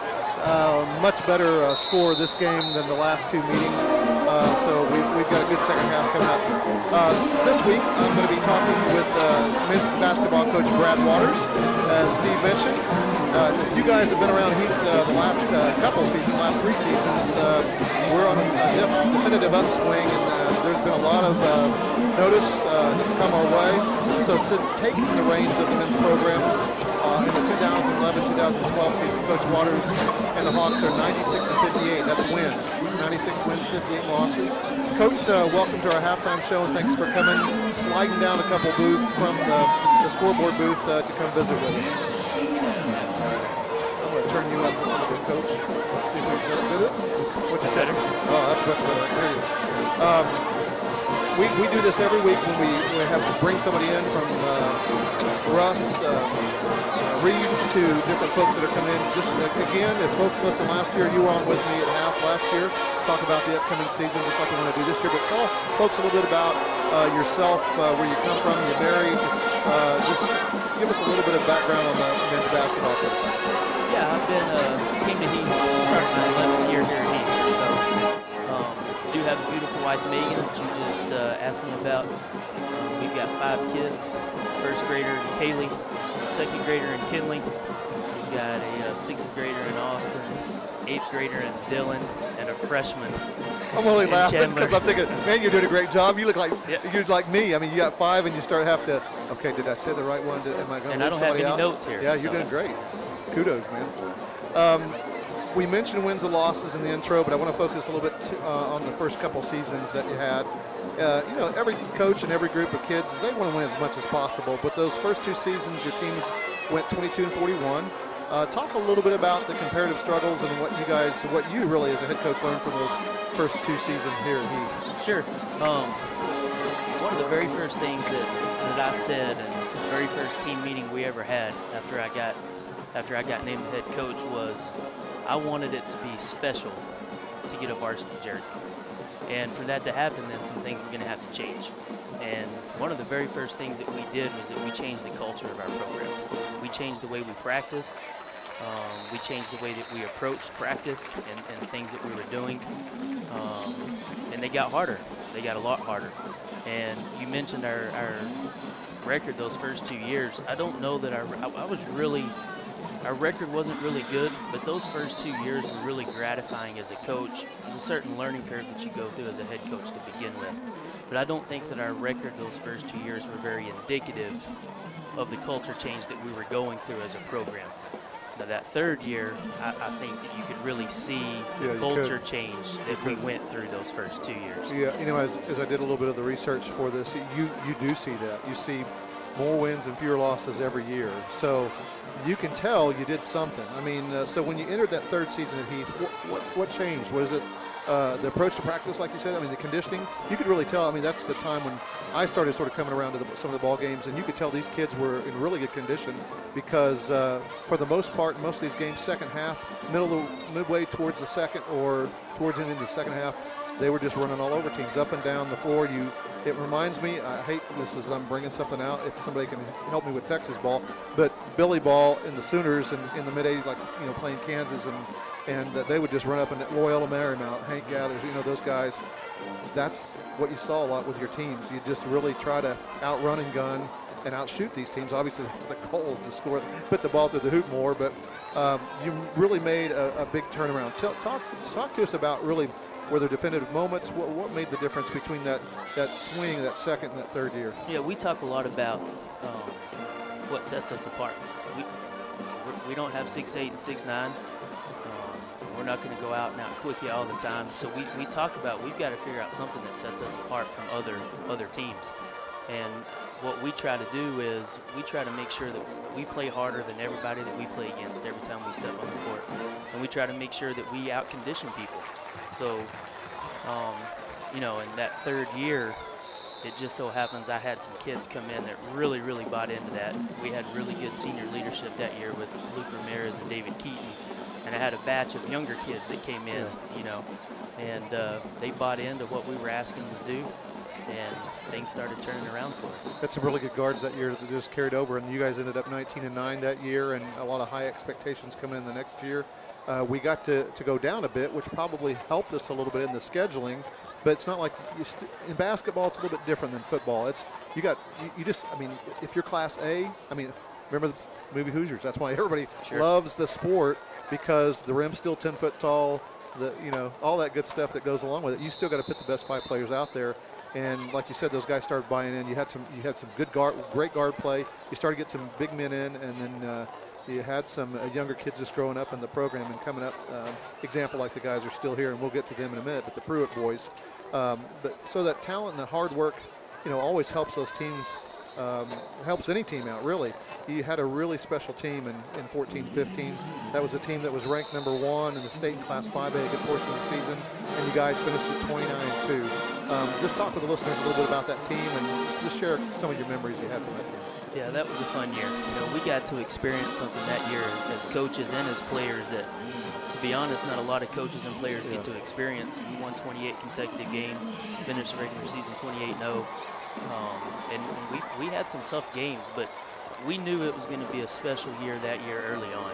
I remember going to the Lubbock tournament, which I think we were maybe 4 or 5-0 going into that first tournament. And we went down there and we just played some really, really good basketball. And you could tell early on that things were coming together. And then we just continued that through the rest of the year. Well, how many pairs of shoes do you go through a year? I mean, Troy and I were just talking about that earlier. Troy's on the women's basketball coaching staff now, and we're talking about, dressing up, dressing down. And he said, well, at least I'll have probably a couple pair of shoes I go through this year. If I only be like Mike, only be like Brad. That's what gets attention. And I noticed that, because we're talking about dressing up. And Troy's like, man, if I can just rip my tie off within about the first 3 minutes like Brad does, I'll be in good shape. I'm telling on Troy here. He's all red and flushed there, isn't he? That team in 14-15, great team, but that carried over. You guys gathered a lot of attention. That really set the bar pretty high. Expectations were high. This 2015-16 team had an excellent season as well, ended up at 26-6. Just talk a little bit about that team and really how that transitions. Let me say that. It's easy for me to say, huh? Transition us, that too, to this year. Yeah, that team we had last year, I only lost two kids off the 14-15 team, so we were basically the same team last year. So we had a lot of continuity, and kids already knew their roles, and they worked really, really hard over the summer. And like you said, we came in last year with really, really high expectations, and we had a great year. Our schedule last year was extremely tough, and I did that on purpose. And we played really well. We went 14-2 or 12-2 in district. And then we just happened to, the flu bug hit us at the absolute most inopportune time there at the end of the year. A couple of our starters had been out with the flu, and on top of that, we go play Frisco Liberty. We win our bi-district game, we go play in the area championship game, and we just happened to meet up with the Frisco Liberty team, who had also been ranked very high the whole year. Very, very well-coached team. And they went into halftime with a 6-point lead, and then they came out in the second half, and they had a big 6'8", 6'9" kid that just decided that he was going to be the best player on the floor, and he was the best player on the floor for the last 16 minutes, and we really didn't have an answer for it. Well, I want to fast forward to this season. We go through reclassifications again, and now you're back in the mix with the largest schools in the state. I did notice recently, though, that the Hawks, I think a lot of that, you probably got a great squad again. I know you several of the players, but you bring a lot of those expectations and a lot of that tradition with you back into the top 20 preseason ranking in Class 6A. The competition, it'll stiffen. The expectations are still there. Who do you have coming back, and what are some of your expectations for this year's squad, Brad? Yeah, our expectations haven't changed. They're still really lofty. We do have a lot of new faces. Brought some kids up off of the JV team last year that only lost 2 games. So we're not young. We've got a bunch of juniors and seniors, but we're a little inexperienced, and we're trying to build our team chemistry a little bit, and kids are trying to figure out where they belong and where their niches are and what their roles are, but we're working on that. We've had a really good first 3 days of practice. I do bring back the 2 Pruitt boys, Colton Pruitt, who's a junior, and Keldon, who's a senior. I really believe they're going to be the 2 best players in the district. I mean, they're both phenomenal kids.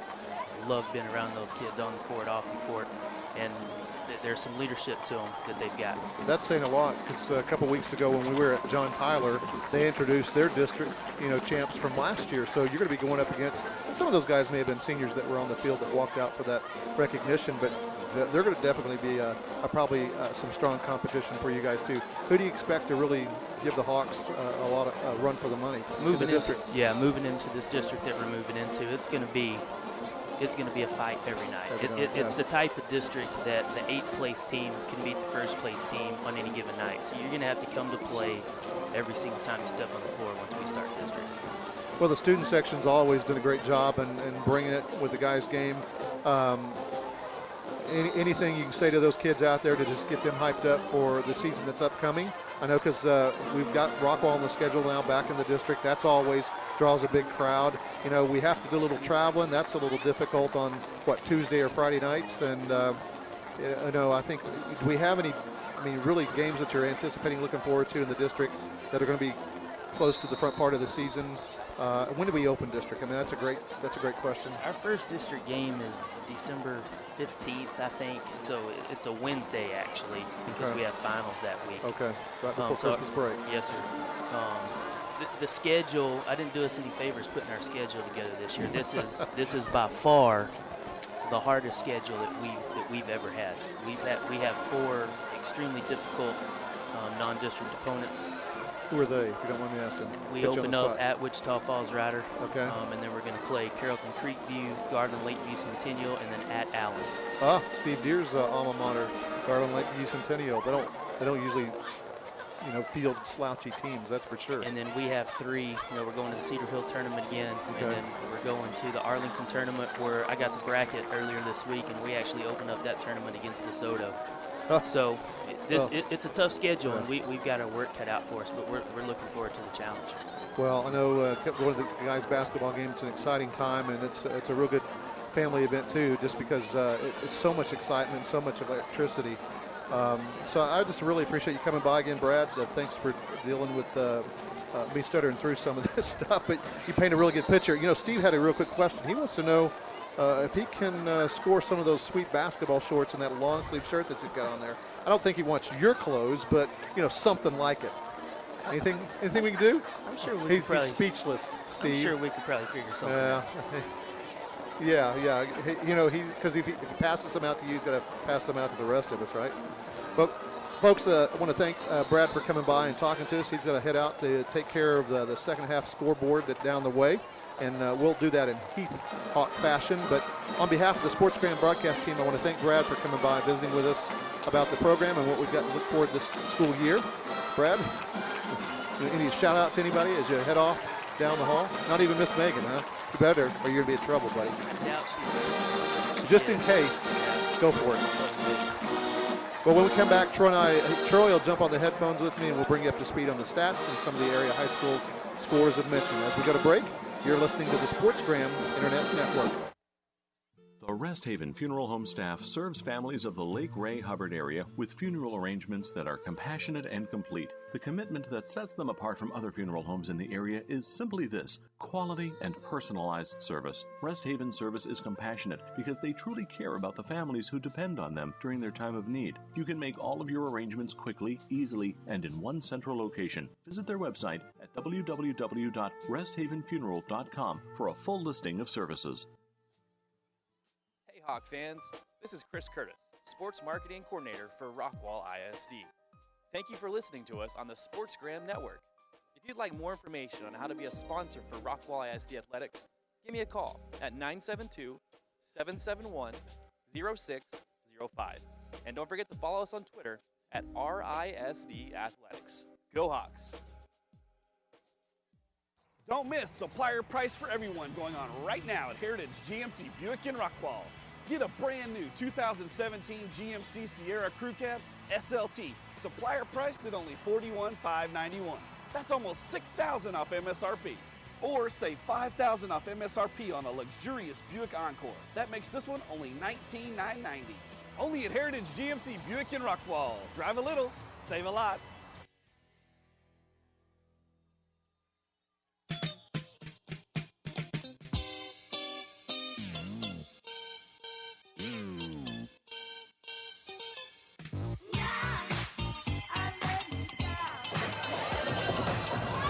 Welcome back to Wilkerson-Sanders Stadium. This is Troy Mackin, and I've got Chad Higbee with me here. This is the Rest Haven Funeral Home halftime show, and we want to talk about that first half and the statistics that we compiled for our listeners.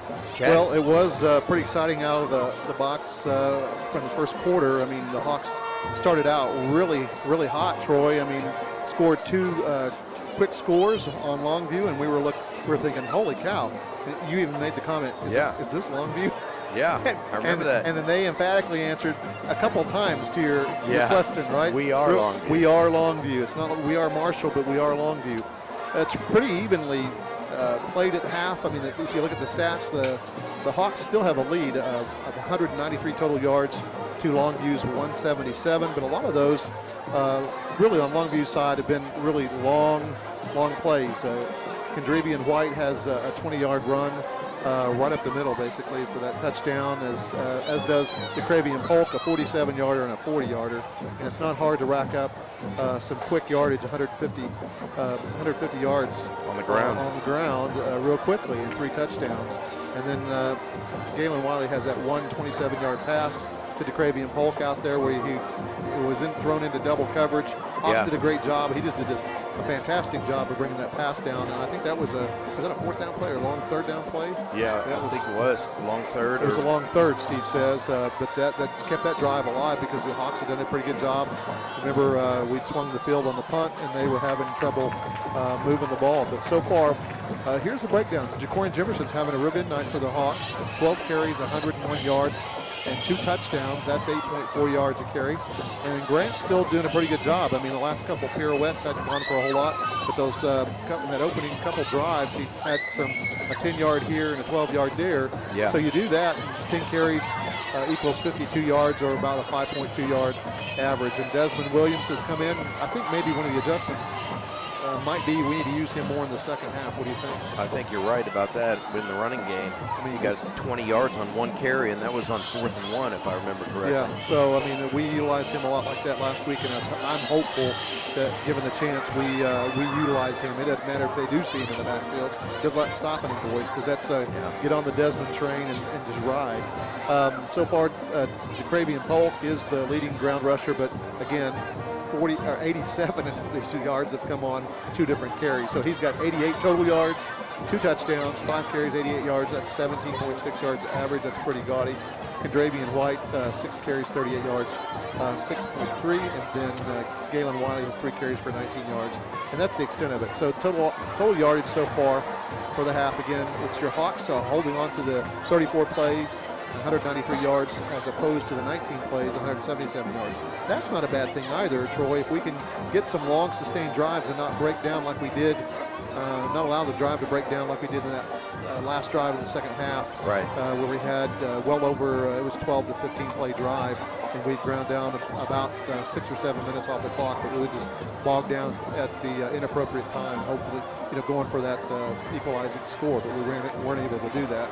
And so that puts us down 21-14 at the half. So now Grant passing is 0 for 2, and for them, Wiley is 1 for 3, but 2 interceptions, if I remember correctly. Yeah, it is for the quarterback from Longview. Yep, and that's been sort of a story as well, right? Short fields and turnovers. Right. Hawks have lost 2 quick ones, and that's what allowed Longview back in the game and to score those first 2 quick touchdowns, and then a fairly substantial drive for that 3rd touchdown. But that's really where we're at.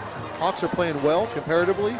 I remember in 12, the score was 42 to nothing at half, Troy. Yeah. And it wasn't Big the difference. Hawks. It wasn't the Hawks' favor. So we're doing okay. We're definitely in the game, and we've got a definitive chance to make this a game, continue to make a game, and come back for the win.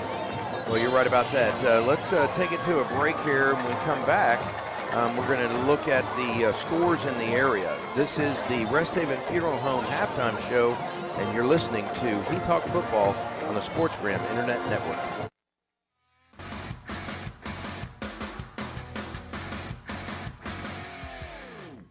Rockwall ISD would like to thank our sponsors that make each broadcast special.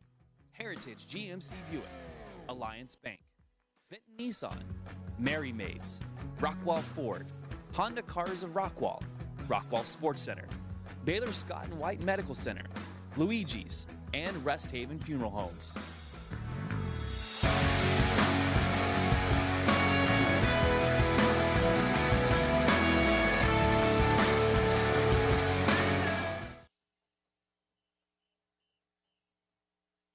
If you live in Rockwall, you know that Luigi's Italian Cafe has been a local family favorite for 20 years. Great food at great prices makes this the perfect pregame stop. Their amazing service makes you feel like one of the family while getting you in and out quickly so you can easily make kickoff.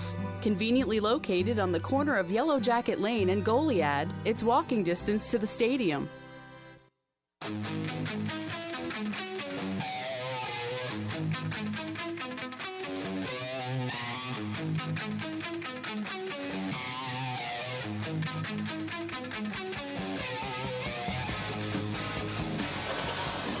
Welcome back to Wilkerson-Sanders. We're still at halftime. We've seen the Longview Band perform, and if you've ever seen the Longview Band, it's really fun to watch. They are the only high school band in the state that I know of that still marches in the block formation similar to the Aggie Corps marching band, and they do a really good job of it, so it's fun to watch them.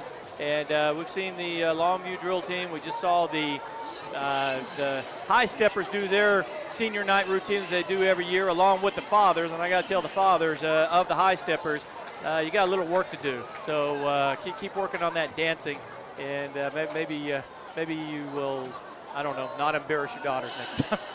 No, they did fine. They did fine. So the Hawks band is now out on the field. They're not going to do much of a routine, it looks like. They're already in their age. They're announcing their seniors now here on senior night.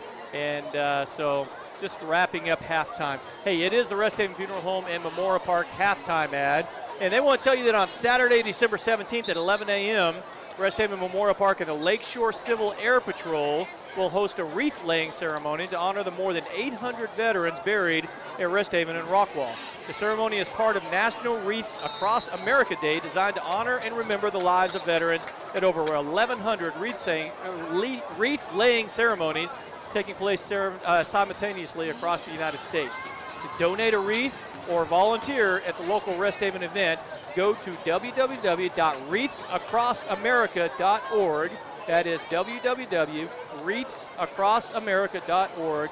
Click to donate and choose Sponsor a Wreath at my local cemetery. For questions or information, call 972-771-8641. That's 972-771-8641 for more information about wreaths across America at Rest Haven and Rockwall. All the staff at Rest Haven wish the Hawks good luck tonight against Longview. So, Troy, let's talk about a couple of things here. First, we have some scores, some local scores, and along with that, we have playoff scenario to talk about. Score over in Tyler, not surprisingly, John Tyler is laying it on Mesquite Horn. They are up. Well, Horn just scored to draw a little closer. Tyler was up 34-15. It is now going to halftime. Tyler is up 34-22. So Horn putting a few more points on the board, but Tyler somewhat in control of that game. But over here in Mesquite, North Mesquite is ahead of Tyler Lee, 35-13 going to halftime. Horn and North Mesquite are two teams that are in the running for two of the playoff spots. Longview and Tyler are both pretty much assured of two of the playoff spots, so there's two left. The four teams left trying for those: Heath, Rockwall, North Mesquite, and Mesquite Horn. Rockwall won last night. They beat Mesquite, so they're still comfortable, looking good. If they win next week, then they're in. If they don't win, then they'll probably need some help to get in. Right, and the Heath Hawks have the toughest opponent tonight in the Longview Lobos, so it's going to be difficult to pull off this win tonight. Well, I don't know if you'd say that, considering the Horns playing John Tyler. Well, but, that's true. Yes, it's Tyler put a whipping on Let's say Longview one of the last toughest. Week. One of the toughest, that's right, yeah. Here's what it comes down to, okay? It would be really, really great if Heath pulled this off tonight, because that would put them in a commanding position for not only one of the playoff spots, but one of the top seeds in the playoffs. They would have to then have the tiebreaker over Rockwall, over Longview, and they would be playing Horn next week with the opportunity to sew up the #1 large school seed from the district.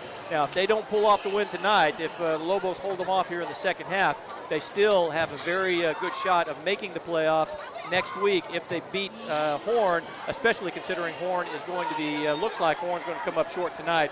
We'll see what happens in the second half, but so far they're not having too much luck against John Tyler. So it could be, again, let's hope for and let's be positive about a Hawks win tonight, and that would be great. If it doesn't happen, then next week could be for the final playoff spot between Mesquite Horn and Heath. You're right, and you don't want to count your chickens before they hatch. You know, it's nice to talk about playoffs because we are in the hunt here with 3 district wins already, and then let's just keep adding to that. Yeah, if we lose tonight and lose next week, then that's all she wrote. Yeah, if we lose out here, then yeah, we're not going to make the playoffs. But I don't think that that's going to happen. I think we have an excellent shot of at least splitting, whether it be this week or next week, or if we, for some reason, come up short tonight, which I think we're going to be in for an excellent second half. We'll talk more about that here in a minute. We still have next week against Horn, and I think we stand an excellent shot against Horn. I agree. Hey, a couple of non-football related scores of interest in the area. Mavericks have their home opener tonight against the Rockets. The Rockets are up early in the third quarter, 61-57 on the Mavericks. Let's go Mavs. Let's pull that one out. And in the bottom of the fifth, the Indians and Cubs, third game of the World Series, are scoreless in Chicago. So pitcher's duel. A couple of interesting games going on there. Look, we're going to take one more break, and when we come back, then we're just going to talk a little bit about what we hope to see here in the second half, and then we will take it hopefully to the second half kickoff. You are still listening to the Rest Haven Funeral Home and Memorial Park halftime show here on the SportsGram Internet Network.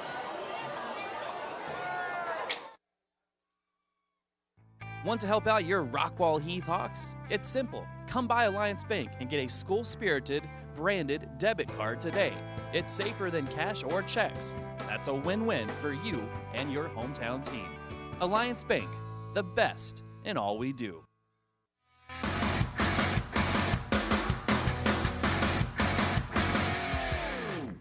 Rockwall ISD would like to thank our sponsors that make each broadcast special. Heritage GMC Buick, Alliance Bank, Fenton Nissan, Mary Maids, Rockwall Ford, Honda Cars of Rockwall, Rockwall Sports Center, Baylor Scott and White Medical Center, Luigi's, and Rest Haven Funeral Homes.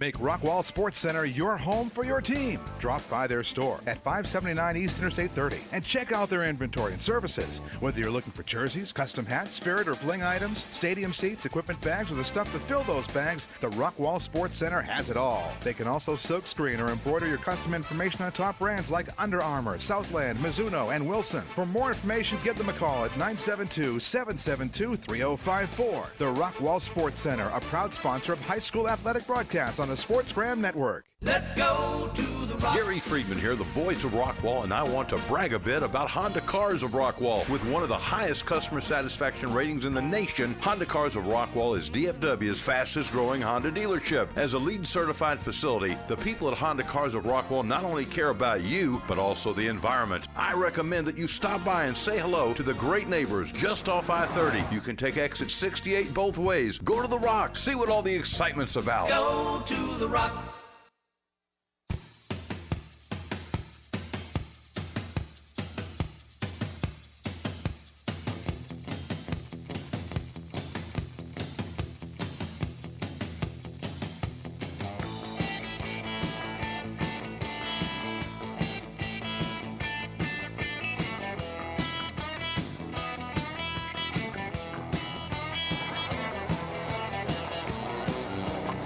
Well, the Heath band is walking off the field, and the players are about ready to re-enter the field here. They're in their various tunnels ready to run out. I'm going to kill this mic, the field mic, here in just a second because I know that horn over there. Oh, there it is. Yeah, good timing, Steve. What do you know, man? That thing is right by our mic over there, and, man, it gets loud.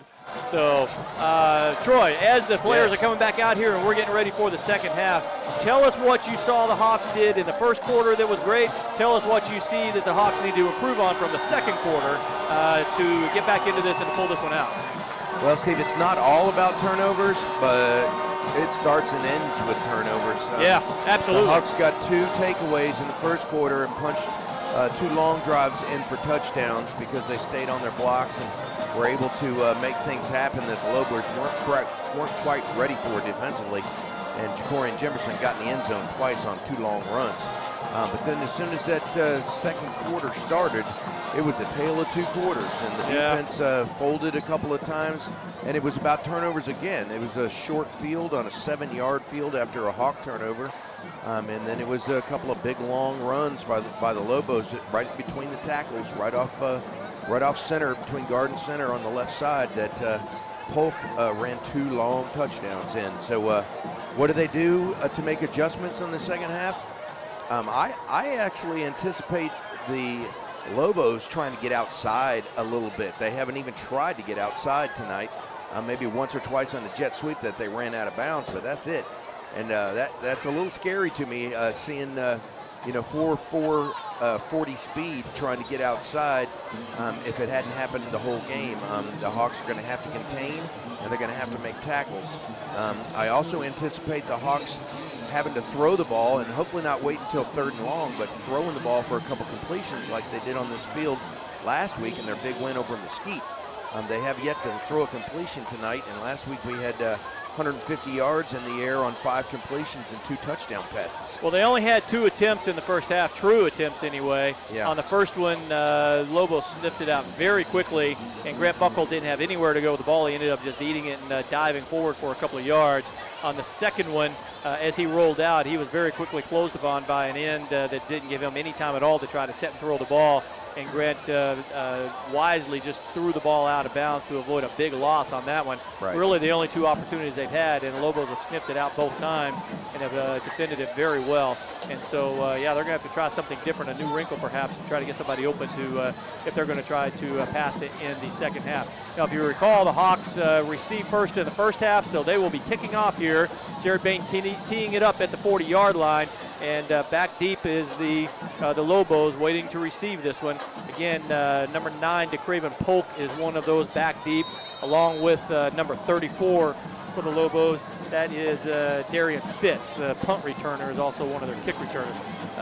Bain has the ball or the wind at his back this time, so let's see if they try to air it out a little bit here or if they try that pooch kick as they always have. He approaches the ball, and he is going to drive it all the way into the end zone and out the back of the end zone. So nice opening kick by Bain, and the Lobos will begin the second half with their initial possession on the 25-yard line. Well, Steve, if you told me before this game started that the halftime score was going to be 14-21, I wouldn't have cared which team had 14 and which team had 21. I'd be glad to be in this game against Longview. Yeah, we are on the downside of that, down 7 at the half. It's just the way that it happened, you know, getting out to that 14-point lead. Yeah, because after the first quarter, if you had told me that when the Hawks were up 14-0, they'd be down 21-14 at halftime, I would have called you a liar. So I don't know how that goes. Lobos are lining up. It is Kendravian White in the I formation. He's going to get the handoff over the left guard, and he has hit hard and dropped right there. I'm going to say that is Desmond Williams that hit him there and dropped him for a big loss. Not a big loss, but a hard hit. Yep, Des Williams gets up. Tap on the head of Des by Kendravian White. Congratulations. Hey, that was a good hit. Gain of only about 2 on the play there. Second down. I call it 3. Second down and 7 for the Lobos. Well, I'd rather give up 3 and hit the tailback hard at the line of scrimmage than giving up 46. That's what he did last time. He hit that hole hard. Yeah, that's true. Second down and 7. They're going to try the left side this time, and he's got a little bit more of a hole that weaves his way out over the 35 and out to the 40-yard line. Nice gain of about 10 on that play, and so that's going to be a first down for the Lobos. Well, and if it ain't broke, don't fix it. Just move it to the other side. Yeah, that's exactly what they did. Just tried that same gap, but on the opposite side of the center there. Had a lot more success on that side. And they're not trying to get outside. They're taking their time in the huddle, bringing in the play from the sideline. I think they're content just to have a long drive, pounding drive, and run between the tackles. That's what they're known for. You mentioned in the pregame. 39-yard line, the Lobos are at right now. White in the I formation again, and they're going to give it to him. No, they're going to give it up to nope. The quarterback keeps it this time. He's got a lot of room to run over the 50, all the way down inside the 40, and down to the 35-yard line. That's a cleat, not a ball. He ran right out of his shoe. Chad Higbee is yelling ball, ball, ball, but that was not a ball. That was one of the Hawks that ran right out of his shoe there. Long gain for Wiley that kept that ball inside the 35-yard line down to the 33-yard line of the Hawks. Big play for the Lobos. Well, and the defensive ends are coached to hit the quarterback on that option. He fakes the dive, and he has the ball coming around right at you. You just got to hit him. Can't anticipate the pitch. Wiley under center again, and they're going to run straight ahead again, and this time they do give it up to that dive back inside the 30 down to about the 29-yard line. Gain of 4 on the play, second down and 6 for Longview. Not only can you not anticipate the pitch, you definitely can't overplay the dive. Just then, the Hawks were fortunate to stop that for a 4-yard gain. But the quarterback and tailback came out of that pile, thankfully without a football in their hands, because there was only one man on the Hawks to stop them if they chose to pull that ball. I can't overestimate to you the size of this Longview line. They look like a college line. They are massive across that line there. Wiley under center, and he's going to give it, this time he's going to keep it, pitches it out to Polk. Ball's on the ground. It's still loose on the ground, and Polk is able to fall on top of it. Actually, that's White. He's able to fall on top of it at the 29-yard line. Short, actually a loss of maybe a yard on the play there. Brings up a third down and 7 for the Lobos. Break for the Hawks there. And maybe that's why the Lobos don't pitch the ball. They're having some struggles getting that ball to their pitch man, throwing it on the ground or hitting him in the back, and he's bobbling it trying to get that pitch. I recall one play of that in the first half that he went for about 15 or 20 yards. It was a nice pitch, very timely, but that one wasn't very timely because Wyatt was getting hit as he pitched the ball that time. Third down and 7 for the Lobos. Wyatt's looking over the sideline, and there is now going to be a timeout for the Lobos. Some confusion over there. So as they take a timeout, we'll take a quick break too. You're listening to Heath Hawk Football on the SportsGram Internet Network. Are you ready for some football? Well, so are we, right here, right now at Heritage GMC Buick in Rockwall. Score big with 20% off MSRP on some of your favorite Buicks and GMCs. Don't pass on a Buick Encore for just $24,052. That's a savings of over $6,000. Tailgate in style in a brand new GMC Sierra Crew Cab for only $36,756. That's a savings of over $9,000. Right here, right now at Heritage GMC Buick in Rockwall. Drive a little, save a lot. This is Grant Buckholt, quarterback, and you're listening to Heath Hawk Football.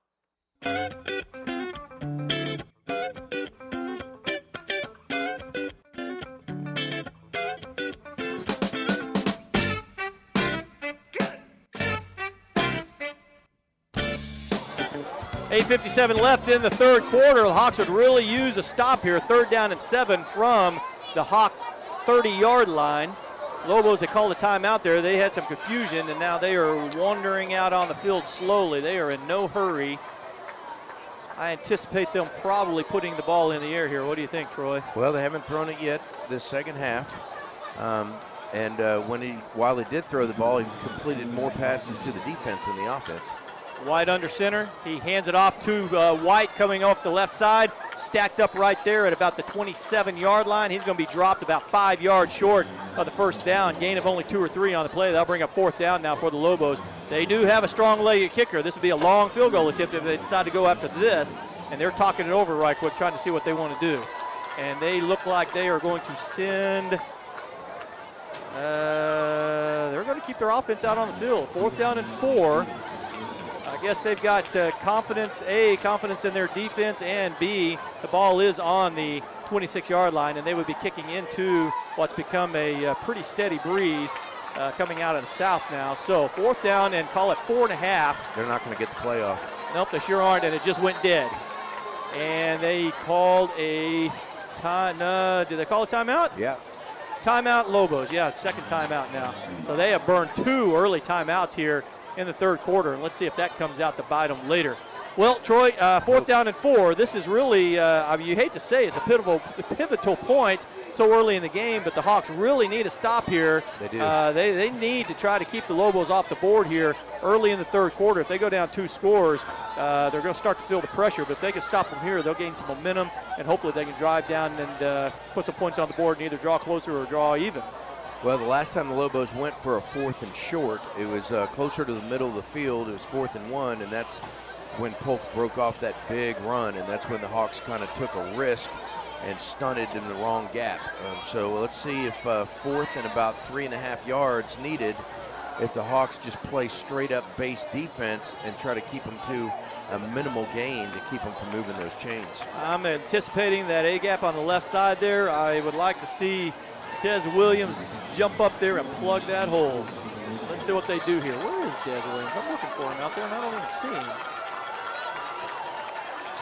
He's there. 4th down, and Wyatt's going to pass it. He's looking downfield. Now he's going to run up the middle, and he's going to pick up the first down. Inside the 20 down to the 19-yard line. Drop back to pass, nothing down the field, but the middle of the field opened up for him, and he's able to run forward to the 19-yard line to pick up a first down for the Lobos. Yeah, that might have even been a quarterback draw. They might have told him drop back, take a quick glance, and if the run presents itself and you've got a hole, then do the quarterback draw, and that's exactly what they did. Looked like that's what they did. The middle really did open up there. Middle cleared out as they were following backs out of the backfield. First down for the Lobos. They're going to hand it off to Polk coming off the right side here. Actually, that's White. He just pushes his way behind that big offensive line down inside the 15, down to the 14-yard line. Gain of 5 on that play. His line is really taking over, leaning on that smaller Hawk defensive line right now, and they're doing to them what the Hawks do to the opposition normally, and they're just wearing them down. They are. They're hitting that line hard, and it's going to be more and more difficult to get the ball carrier to the ground as this game progresses for both teams. Polk now does check in for White. He's in the I formation, 2nd down and 5, and Polk's going to get it off the right side, and he's dropped very quickly down there. I don't know who got him. Let's see, coming up off the bottom of that line for the Hawks is number 11, DeAndre Walker. I guess he was on a run blitz there, dropped him to very minimal gain, maybe a yard. 3rd down and 3, and another big 3rd down opportunity for the Hawks to slow them down and get off the field. Let's see if they try to get outside this time instead of mouth football. I doubt it, but no, they're in tight. Look at this. Yeah. Polk with the handoff coming off the left side here, and he's inside the 5 and into the end zone. Touchdown, Lobos. And that is not Polk, that is White. Man, they keep running those two in and out. They look so similar. Yeah. They're both almost identical size, and so you really got to pick up that number. But he just burst off the right side there, found a hole right up the middle and into the end zone, and now the Hawks are behind the 8 ball. Yeah, they are. That's tough, being 2 scores down now. If pending the point after, it's going to be 28-14. And the defense, you got to hand it to them. They're out there making plays. Kick is up, and it is good. So 6:32 left here in the third quarter. Lobos go up 28-14 on the Hawks. You're listening to Heath Hawk Football on the SportsGram Internet Network. You definitely want to get the most for your money in today's economy. By banking with Alliance Bank, you'll have access to a variety of benefits. Enjoy the services and conveniences that national banks offer, like internet banking, mobile banking, and e-statements. Plus the friendly one-on-one customer service that comes with community banks like Alliance Bank. It's the best of both worlds right in your own backyard. Visit Alliance Bank today. Say hello to the conveniences of your community bank. Alliance Bank. Mobile, web, apps, text, Facebook, or in branch. Simplify your life. Contact Alliance Bank today. Alliance Bank, member FDIC. This is Tyrus Fort, DB, and you're listening to Hawk Football.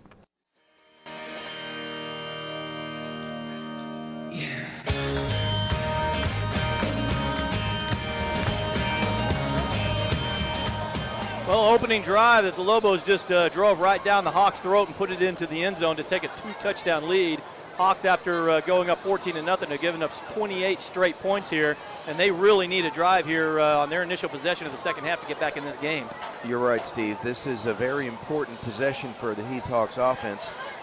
First, they need to secure this kickoff return, see if they can get the ball in good starting field position.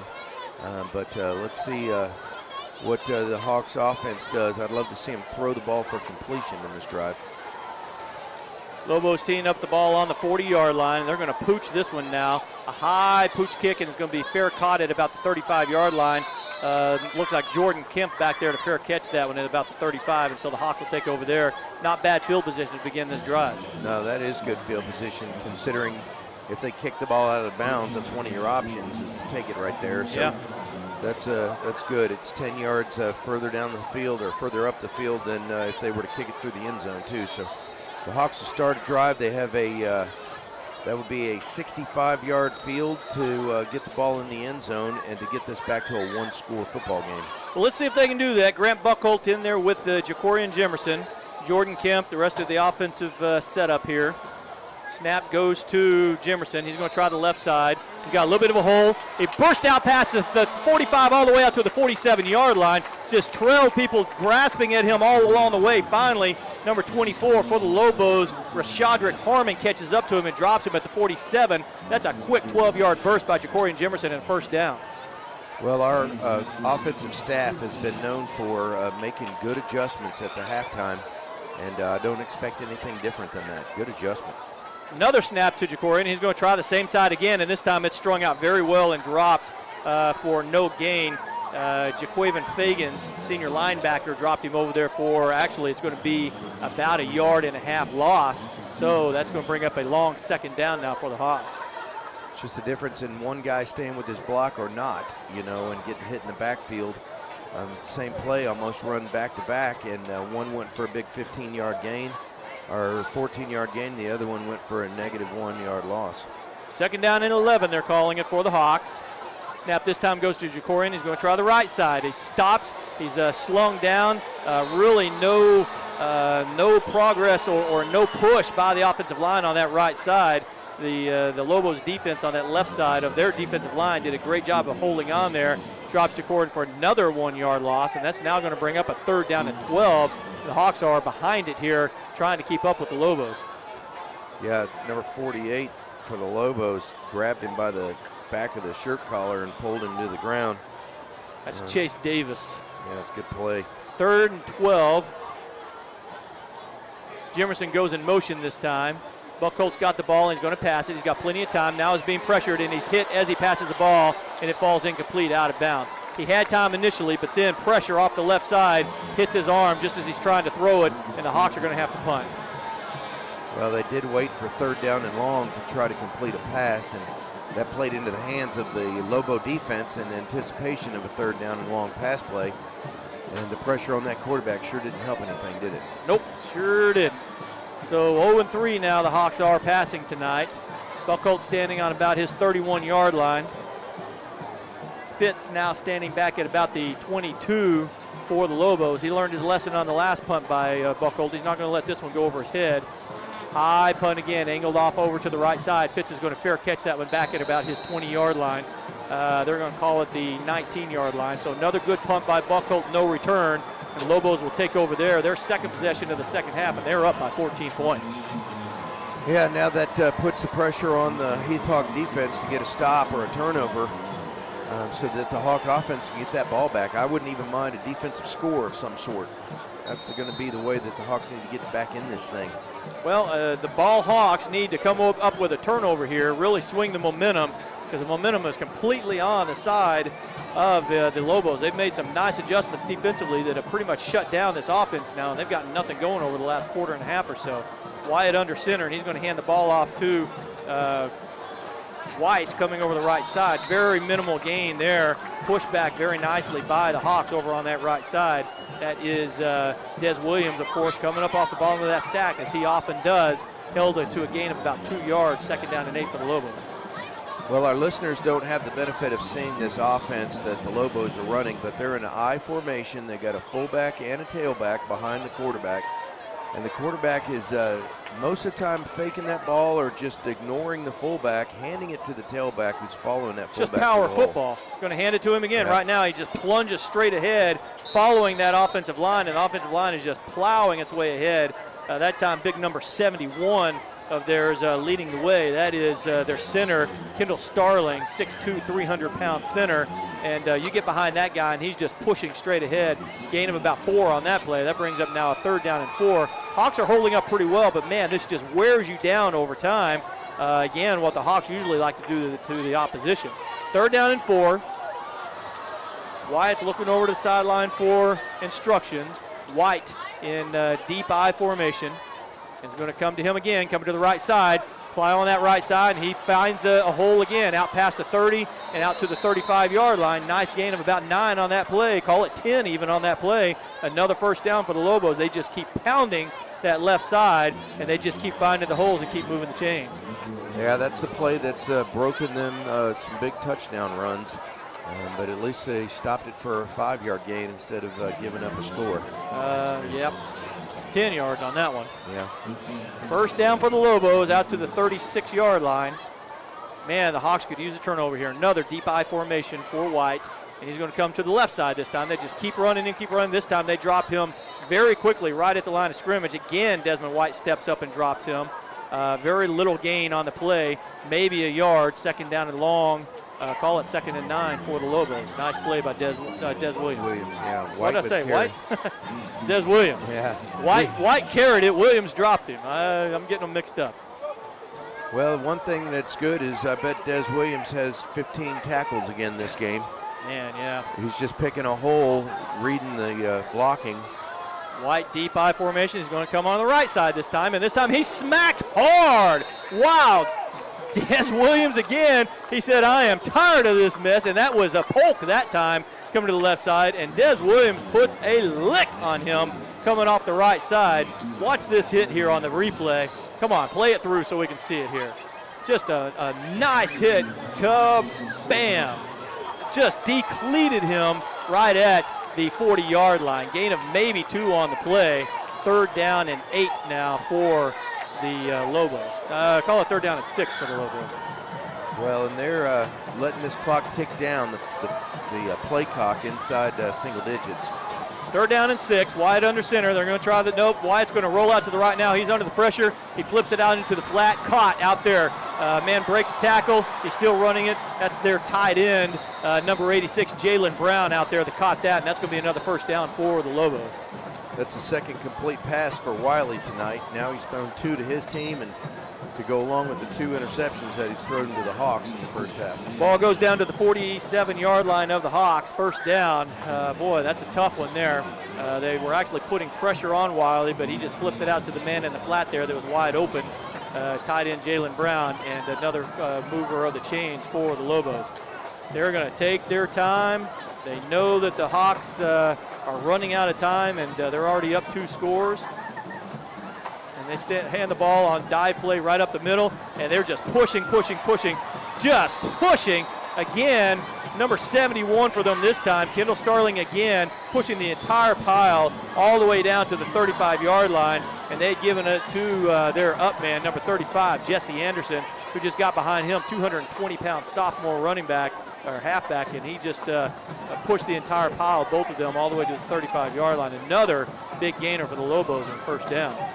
Well, Steve, the defensive line, when they see power football like this, especially when the offensive line is so big, they're coached to keep low pad level and to create a pile. Now, it's hard to make a tackle when you're in a pile, but that's what they're coached. Polk breaks into the secondary. He's tripped up at about the 28-yard line, falls forward to the 27-yard line.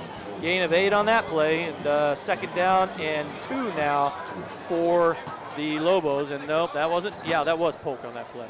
And the reason that they're coached low pad level is for plays that happen with that pushing of the offensive line, pushing the defensive line back like that. Well, they're going to let the quarter run out here, and so we're going to go to the fourth. Lobos are up 28-14 and driving. You're listening to Heath Hawk Football on the Sports Gram Internet Network. Make Rockwall Sports Center your home for your team. Drop by their store at 579 East Interstate 30 and check out their inventory and services. Whether you're looking for jerseys, custom hats, spirit or bling items, stadium seats, equipment bags, or the stuff to fill those bags, the Rockwall Sports Center has it all. They can also silk screen or embroider your custom information on top brands like Under Armour, Southland, Mizuno, and Wilson. For more information, give them a call at 972-772-3054. The Rockwall Sports Center, a proud sponsor of high school athletic broadcasts on the Sports Gram Network. Let's go to the Rock. Gary Friedman here, the voice of Rockwall, and I want to brag a bit about Honda Cars of Rockwall. With one of the highest customer satisfaction ratings in the nation, Honda Cars of Rockwall is DFW's fastest growing Honda dealership. As a LEED certified facility, the people at Honda Cars of Rockwall not only care about you, but also the environment. I recommend that you stop by and say hello to the great neighbors just off I-30. You can take exit 68 both ways. Go to the Rock, see what all the excitement's about. Go to the Rock.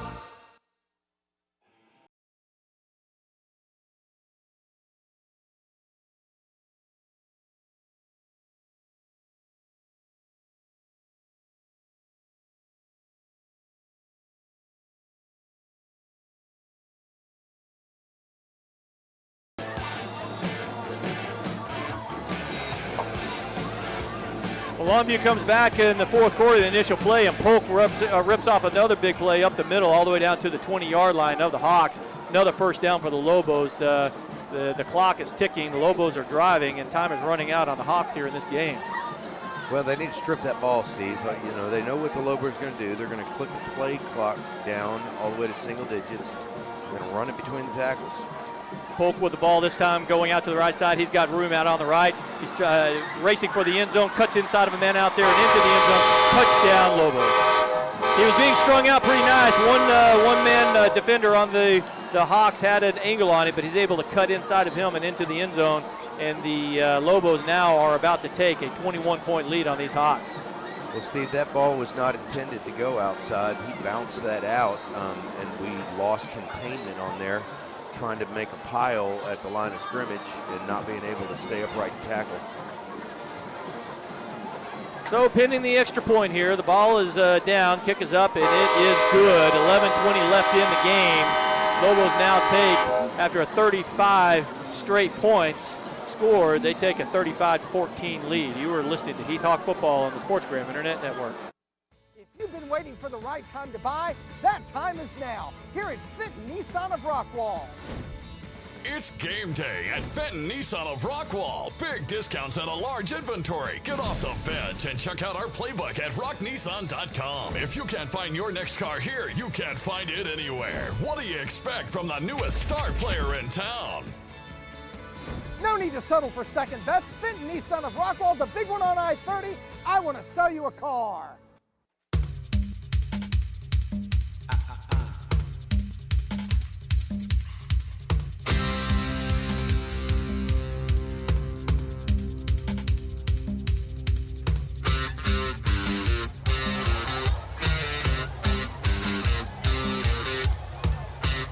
$11:20 left in this one. The Lobos have just scored to go up 35-14.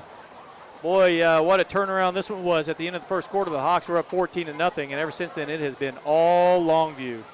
They have figured out the Hawks offense and has been pretty much stonewalling them ever since. And this huge, massive offensive line of Longview has just decided to get behind them and run over and over and over. They have just ground down the Hawks defense. They have, and Chad just told us that with that touchdown play, the Lobos just went over the Hawks' total offensive plays as well. So now they're up pretty much all offensive categories. Hawks with 2 men deep. That is Jonathan Christ and Tanner McAllister. Lobos put the boot into it and drive it all the way back out the back end of the end zone. So the Hawks will take over on the 25-yard line. They have some big catching up to do in a hurry. They're going to have to put some points on the board quickly here on this drive if they're going to have any chance at all of coming back in this one. Well, and you remember 2 weeks ago I asked the question, Coach Moss and Coach Napier, are they not throwing at John Tyler because they don't want to show their hand? Well, you know, showing their hand and showing on film for the next week, they can surprise the next opponent with a bunch of pass plays. So at this point, being down 3 scores, that might be the case. Direct snap to Jacorian Jimerson. He's dropped for minimal gain of maybe about 4. Actually, about 4. That was Jacorian Jimerson. Oh.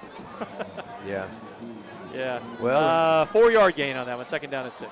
And maybe they don't want the coaching staff over at Horn to prepare for Des Williams and to prepare for pass plays. I'm just thinking like a coach. I'm just trying to figure this out myself. Second down. This one goes to Buckholt on the pirouette. He's got a nice gain out past the 35, out past the 40 to about the 41-yard line. First down for the Hawks. Coach Moss was telling me about that. Chad Higby was just mentioning how come we haven't seen more of Des Williams running the ball here. He uses him in short yardage. And to be honest with you, ever since the first quarter, there hadn't been a lot of short yardage. Yeah, it's been mostly 3rd and longs, and there hasn't been much of an opportunity for him to use that in that way. First down. Goal line. That's all right. Yeah, first down for the Hawks. This one goes to Jacorian Jimerson coming to the near side. He's almost caught up in the backfield, but he outruns his defender there. He's able to advance it out to about the 45-yard line and out of bounds. Gain of about, let's call it 4.5 on the play there. Second down and let's call it second down and 5 for the Hawks. Almost got tripped up in the backfield there, but his speed, he was able to just outrun the defender there and gain something positive out of it. Well, and also you got to think like the coaches, how much can a body take? Yeah. Des Williams is dishing out some punishment on defense. Got that right. If he weren't on the field for our defense, where would our defense be? You could put him on both sides of the ball and pound him some more. To what end? Second down and 6 for the Hawks. This one comes to Kemp coming back the other way here. He's trying to outrun the defenders back there, but they've got him wrapped up. Very, very well played. They've had that play down all night. Devatrick Daughtry, junior strong safety on the tackle there, dropping him for no gain. So that'll now make it a 3rd down and 6 for the Hawks. Well, our coaching staff next door is yelling, cut that back. There was an opportunity for him to run south on that instead of trying to get to the edge against a speedy secondary of the Lobos. 3rd down and 6 for the Hawks. 9:52 and counting left in the game. This one comes to Jimerson. He's coming to the near side, out past the 45. He's got the sideline inside Lobo territory and slung out of bounds, or tried to sling out of bounds, but the defender is the one that ends up getting slung at the 44-yard line of the Lobos. That'll move the chains. First down for the Hawks, and it stops the clock after running out of bounds. Well, helmets are flying, shoes are flying. This is smash mouth football here in the great state of Texas. Young man had to take the play off because his helmet came off in that play. First down for the Hawks. This snap goes to Buckholt. He's going to keep it, but then he's going to be dropped. Looks like number 51, Jeffrey Jones, 5'11", 330-pound nose tackle. And that's one thing that I noticed that they did. from the very beginning. At the beginning couple of drives when the Hawks drove pretty much at will right up the middle, they had a different guy in there at that nose tackle. He was a lot smaller, about 6 foot 225. They put that big guy in there. Jeff Jones is one of the backups, 5'10", 320. He's been an anchor in the middle of that line, and the running up the middle has been a lot harder going since they put that big kid in there. This one goes directly to Jimerson, shakes one tackle behind the line of scrimmage, drags a couple of guys out past the 40, down to the 35-yard line. They're going to spot him just inside the 35 at about the 34.5-yard line. That'll leave him probably about a half-yard shy of the first down. It looks like Des Williams time to me. You know what? That's a good point. First, third, and short that we've seen in a while. Let's see if they put him in there. And there he goes. He's running in right now. That was a very, as Howard Cosell would have said, that was a very prescient call. Did he say that? You like that? Like that, Chad Higbee? All right, third down and short. I bet I know where this ball is going to go. And it does go to Des Williams, and he finds a hole over the left side and pushes down to about the 30-yard line. A nice 5-yard run for Des Williams. That's going to be a first down. No stopping that young man when he gets ahead of steam. They're going to mark it at the 36, but that's still a first down. Coaching staff is not willing to throw right now, but they sure are willing to run Des and get those big gains on short yardage plays. Yeah. You want me to get it out there for you? Yeah, plays. Short yardage. 3rd and 1. All right, first down for the Hawks. Snap goes to Buckholt. They're going to try the reverse again to Kemp, and this time he's got some running room inside the 25 and inside the 20. Longest run for him of the night, down to the 19-yard line. Another first down for the Hawks. 7:53 left. The Hawks have something going here. Their best drive since the first quarter. See if they can put some points on the board, but then they're going to have to stop the Lobos. Fortunately, with this drive, they're giving their defense a breather, which their defense hasn't had in a while, and maybe they can come back out refreshed and hopefully cause something to happen on the defensive side of the ball too. Yeah, get in the end zone with this drive, make it a 2-score game, have a fresh defense. This game's not over, folks. Corey and Jimerson back in the game. Offset to Buckholt's right. Snap goes to Jimerson. He's going to try the left side, finds a hole there inside the 15, down to, they're going to call him down right at, well, they're going to say the 16-yard line. Gain of about 3 on the play there. It looked like he was going to get a little more than that initially, but I guess they're going to say he touched down before he hit that 15-yard line. So they'll bring up a 2nd down and 7. Clock is winding down to about 7 minutes. Hawks are still huddling before every play. They're really not in a hurry yet. They're running out of time. They're going to have to put some points on the board pretty quick. There's a lot of time left, though. This comes to Jimerson. He's coming to the near side now. Inside the 15, inside the 10. Drags down. Ball's on the ground, though, but I think they're going to call him down before the ball came loose at the 6-yard line. That'll be a first down and goal here for the Hawks. It's good. It's good to see that they are not quitting. Good to see that they're staying on their blocks. You know, it takes a whole unit of 11 players on this offense to get the ball in the end zone, and they are not quitting. They're ready to punch this ball in. Corey and Jimerson now with 154 yards on the night. He's having an outstanding night. First and goal for the Hawks. Buckhold keeps it. No, he hands it off, and that is Des Williams blasting his way into the end zone. That's a touchdown, Hawks. There's your goal line. We had Des on the field on 3rd and 1 in the middle of the field. He got us the first down. We had Des on the field at 1st and goal from the 5, and he blasted in for the 3rd touchdown of the night for your Hawks. Easily the nicest drive of the game since the first quarter for the Hawks. Impressive drive, driving it all the way down, sticking it into the end zone. Here comes the kick. It is up, and it is good. So 6:29 left in the game. Hawks draw closer, 35-21 here on the SportsGram Internet Network. If you've been waiting for the right time to buy, that time is now. Here at Fenton Nissan of Rockwall. It's game day at Fenton Nissan of Rockwall. Big discounts and a large inventory. Get off the bench and check out our playbook at rocknissan.com. If you can't find your next car here, you can't find it anywhere. What do you expect from the newest star player in town? No need to settle for second best. Fenton Nissan of Rockwall, the big one on I-30. I want to sell you a car. This is Jacorian Jimerson, running back, and you're listening to Heath Hawk Football.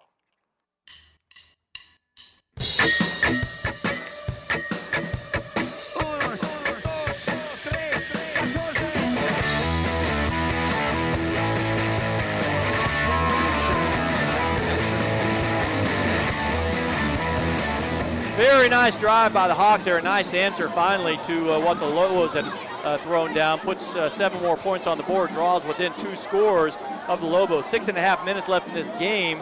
This game is not over by any means. The Hawks are still in it, but they're going to have to make a defensive stand here. Tell us about that drive, Troy.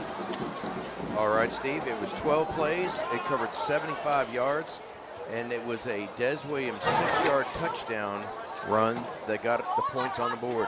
Is that Dez's first or second touchdown of the night? First, okay. First I couldn't remember if he did one of the, oh yeah, Jacorian had the first 2 on nice long runs. Okay. Yeah, and the paper says that's his 4th on the year. That is correct. 3 last week. 3 last week and 1 tonight. And a 2-point conversion, if I remember correctly, last week. So this time Jared Bain will be kicking into the wind. So I anticipate probably some kind of a pooch. Let's see if he can keep it in bounds. Last time he did this, unfortunately, a couple of them carried out of bounds. So that doesn't do a whole lot of good. Unless the boundary's the back of the end zone. That's true. And he did that too.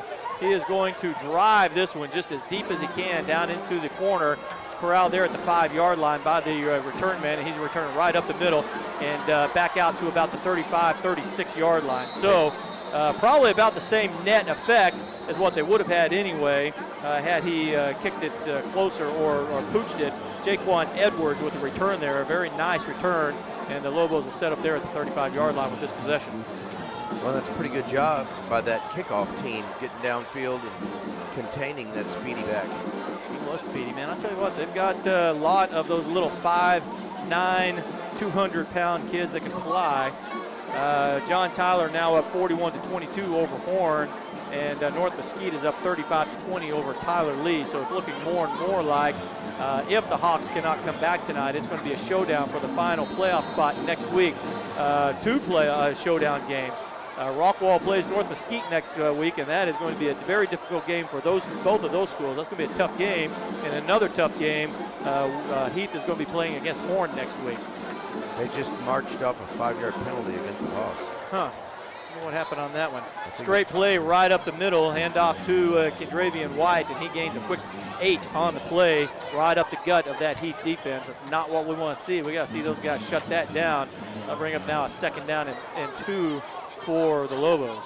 I think what it was offside on the kickoff team, and instead of electing to make them kick it again, they just tacked 5 yards on the.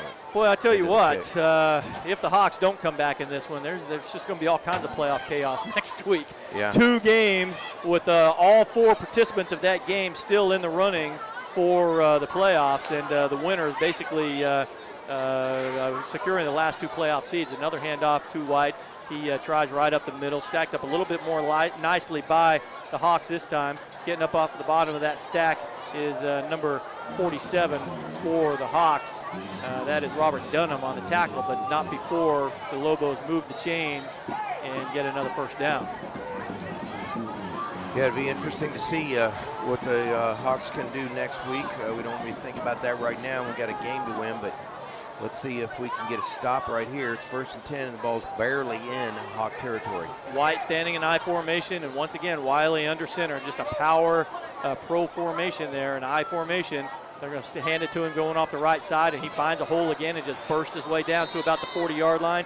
Another quick 8-yard burst right over the right guard there.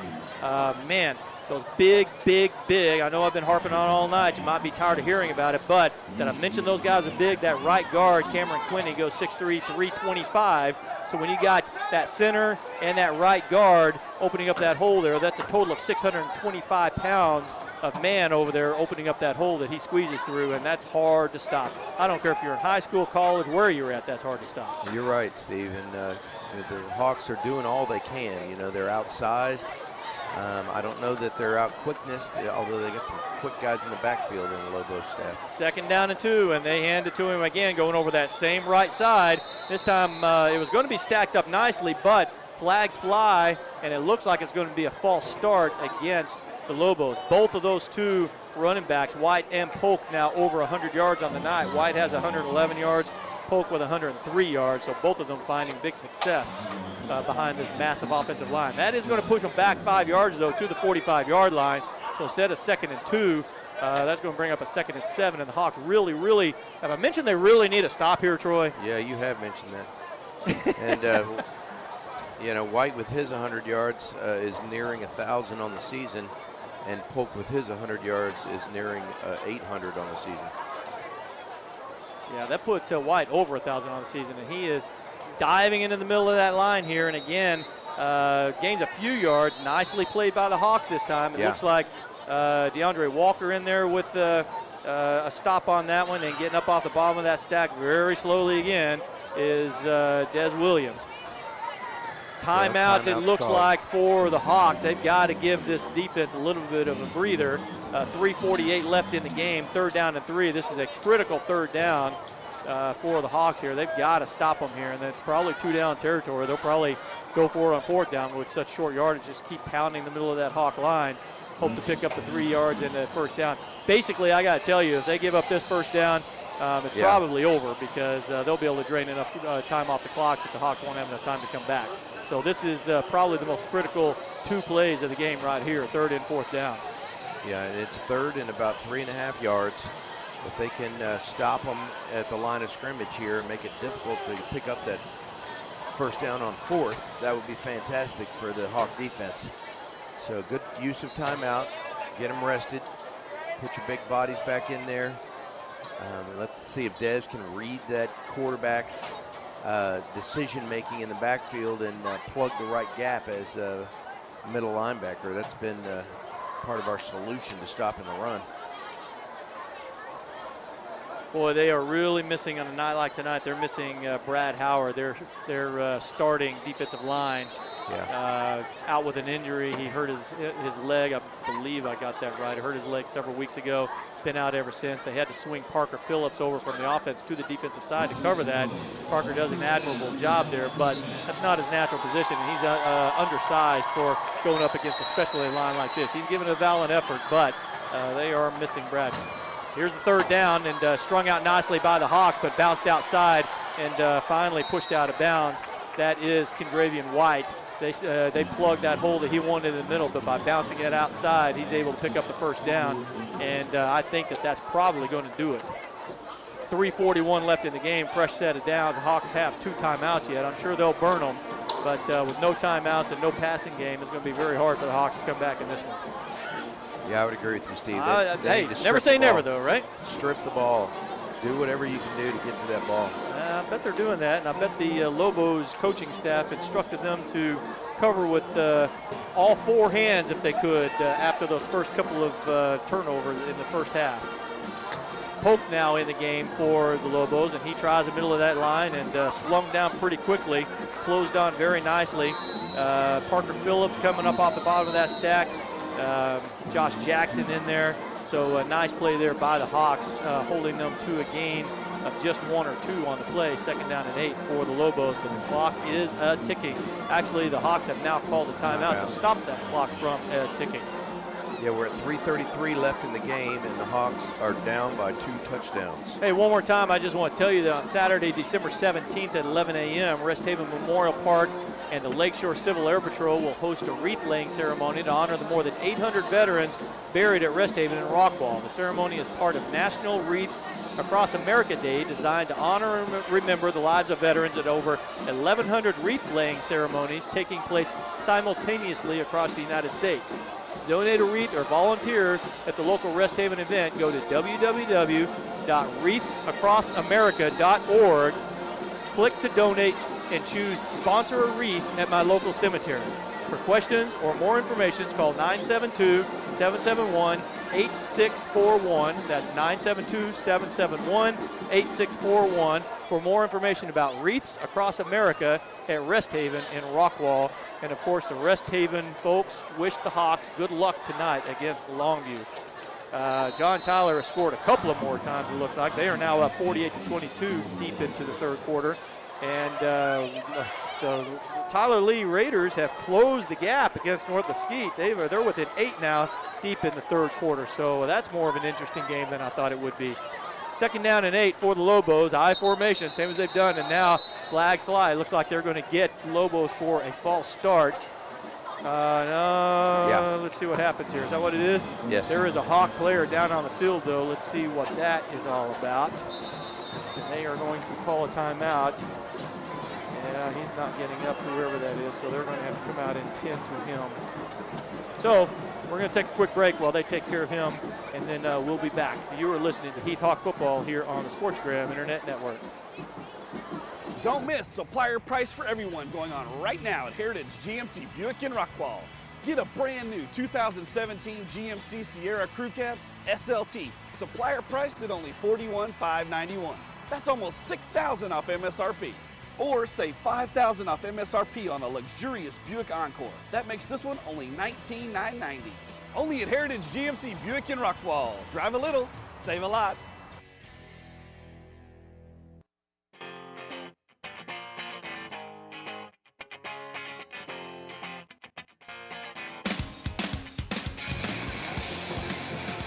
Big Josh Jackson gets up and walks off under his own power, so he's okay. Second down and 13 after another false start against the Lobos. They give the ball this time on a quick hitter off the left side to number 35. Their up back, that is Jesse Anderson. He actually makes a very nice gain out of it, a gain of almost 10 on the play down to the 24-yard line. Brings up a manageable 3rd down and 4 for them. His helmet comes flying off in the process, so he'll be having to go off the field for a play there. He's a big boy himself, 5'11", 220-pound sophomore, and he brings a load with him. He's going to be a good player for them for a couple of years. Yeah, and the clock continues to tick, and coach is going to have to send either Polk or White back on the field as they rest that sophomore. Clock is running down close to 3 minutes. The Lobos just relentlessly march on, and the Hawks, just because of a massive size difference, just seem helpless to stop it at this point. Another handoff straight up the middle, and another just carries over some Hawk defenders down to inside the 20. Finally, Washington is able to wrangle him down. DeAndre Walker is able to wrangle him down there. It's going to be another 1st down for the Lobos, and they are draining this clock, and they are draining the energy out of the Hawks defense. Just so hard to stop this. This is what they've done the entire second time, just power running straight at you behind this massive offensive line. And when you're outgunned by an average of 80 to 100 pounds per person, just what can you do, man? It's very frustrating to endure down there, I'm sure. White in I formation behind Wyatt. White's got the handoff coming straight up the left side, and he's hit and dropped very quickly, very hard. This time it is Parker Phillips in the background with a nice hit, some shoving going on there, but very nice off the block, and then put him down on his back very quickly. Nice play there by Parker Phillips. That was a great play. Yeah, I wish that was on the 3rd and 4 instead of on the 1st and 10, but it is what it is. They keep coming up with nice hits like that, but then on the next one they find the hole and they rip off 8 or 9 yards. Yeah, or they get the hole clogged and they are able to bounce it outside. Yeah. It's happened twice now. With this win tonight, Longview will pretty much wrap up the number 2 place in the district, regardless of what happens next week. I don't know who they play next week. I'm not sure who they play next week. Mesquite, maybe? I think they play Mesquite next week. Yeah, that might be another false start on the offense. And that's at Longview, so I think we know what's going to happen there. So Longview, with this victory tonight, should they hang on within the final minute 45, anything freaky could still happen, but they'll wrap up the number 2 seed, and like I said, that brings up 2 very big games next week. Rockwall hosts North Mesquite there, and Heath fans know how good and potent a team North Mesquite can be. We saw them ourselves several weeks ago. Yeah. That'll be a shootout, and that'll be a big game. And then Heath will be at Mesquite Horn next week. And basically, the 2 winners of those 2 games will probably, if I've got my information correct, those 2 will wrap up the final 2 season playoffs. Handoff coming over the left side. Initially, Wyatt kept that ball. Thought that they had stopped the ball carrier, but nice play out there on the runner by Jordan Kemp, playing defense now. What's he doing in on defense? I don't remember that. But Wyatt had kept the ball, and Kemp made a nice play on him and dropped him for actually very little gain, if any. That'll bring up now a 3rd down and 12, and there is another injured player down on the field. Let's see what we got here. Not sure who that is down on the field right there, but they're out there tending to him. So minute 33 left in the game, and they're tending to him. So we'll take one more break, and then we'll come back and we'll take you to the end of the game. You're listening to Heath Hawk football from Wilkerson-Sanders Stadium here on the SportsGram Internet Network.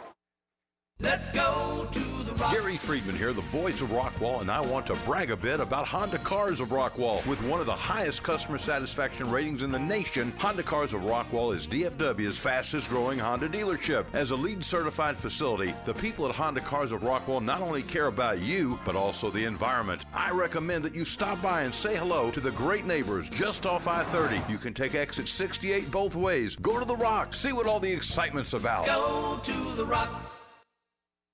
If you live in Rockwall, you know that Luigi's Italian Cafe has been a local family favorite for 20 years. Great food at great prices makes this the perfect pregame stop. Their amazing service makes you feel like one of the family while getting you in and out quickly so you can easily make kickoff. Conveniently located on the corner of Yellow Jacket Lane and Goliad, it's walking distance to the stadium.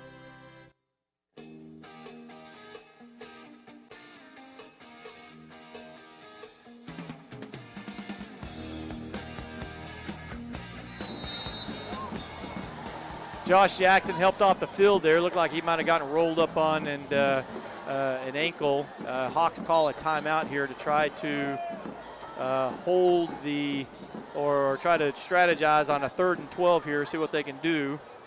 Troy, Yes, time's running out here. It is. Do you anticipate the Lobos trying to get a first down on anything other than a run? No. All right, so they're going to let the Absolutely clock tick. not. They're going to let the clock tick regardless of the outcome, and they're going to try to make it a manageable 4th down. I don't see them bringing out that good field goal kicker just to put them up 3 scores. They just want that clock to tick and get out of here. So they'll probably go for it on 4th down. You know, worst case scenario is they don't get it and they give the ball back to the Hawks deep in Hawk territory down by the 10-yard line. So let's see if we can get a stop and then have a big play. Well, I tell you what, just a tale of 2 games here. Hawks off to a very fast start, just jumped out to a quick 14-0 lead. Yes. And then this huge offensive line. I mean, the Lobos just kind of changed direction on what they were going to do offensively and just started leaning behind this massive offensive line and started grinding down this undersized Hawk defense. And just nothing that the Hawks could do to stop them. 6, 7, 8-yard gains per play, just turning into first downs over and over, and they've ground them down over time. White now with the handoff right up the middle, wrapped up pretty quickly. Not much gain there. They're going to stop it, and the Hawks will call their final timeout. I believe, nope, they don't have a timeout left, so the clock is going to run. Nice play there. It looks like Robert Dunham again on the tackle, spinning him down, but on 4th down and now 10 for the Lobos. This clock is going to run down inside 1 minute, and they're going to take it down to probably about 40 seconds. 1 timeout left for the Lobos, and they'll probably let it run all the way down and then call a timeout with just about 40 seconds left. So the Hawks are pretty much done here tonight. Not much else they can do. So it goes to next week. And really the goal in front of them is simple. Beat Horn next week, and they're in. If they don't win next week, then I think that, well, obviously if they don't win next week on ending with a 2-game losing streak, then they'll be out of the playoffs. So be a big game next week. It'll be at Hamby Stadium over in Mesquite against Horn. Everybody talked about Horn coming into this season as one of the quality teams in the district. So we'll have it now. They're getting their tails kicked by Tyler tonight. What was the last score on that? Tyler was up by 55-22, so Tyler's putting a beating on them out in John Tyler. North Mesquite is, I was going to say North Mesquite's surged ahead of Tyler Lee, but now Lee has scored again, and so they're still keeping that a game here. So it's tough. It's we'll see, but really, like I said, the goal ahead of Heath now is win next week at Horn, and more than likely, if I've got my information right or if I've got my facts straight, win next week and they're in. So well, Rockwall beat Horn, right? So both teams would be 3-3 if Horn loses tonight. Yes. So we just got to do our job. We'll be 3-3 in district after tonight too, right? Yes. Yeah. So we would have the tiebreaker over Horn, and so would Rockwall. So if both Rockwall and Heath win next week, then that would put Rockwall and Heath both in the playoffs along with Longview and Tyler, I believe, if I've got that right. So if Rockwall wins next week against North Mesquite, Or if North Mesquite loses tonight, by the way, Rockwall's in too, so it doesn't matter. So if Rockwall wins next week and Heath wins next week, both of them are in. Yeah, that would be nice. That'd be cool for both teams to make. Yeah, that'd be fun. 4th down, pitch out to the wide right side, and there's a big hole out there for the running back, which was White, right at the 1st down marker.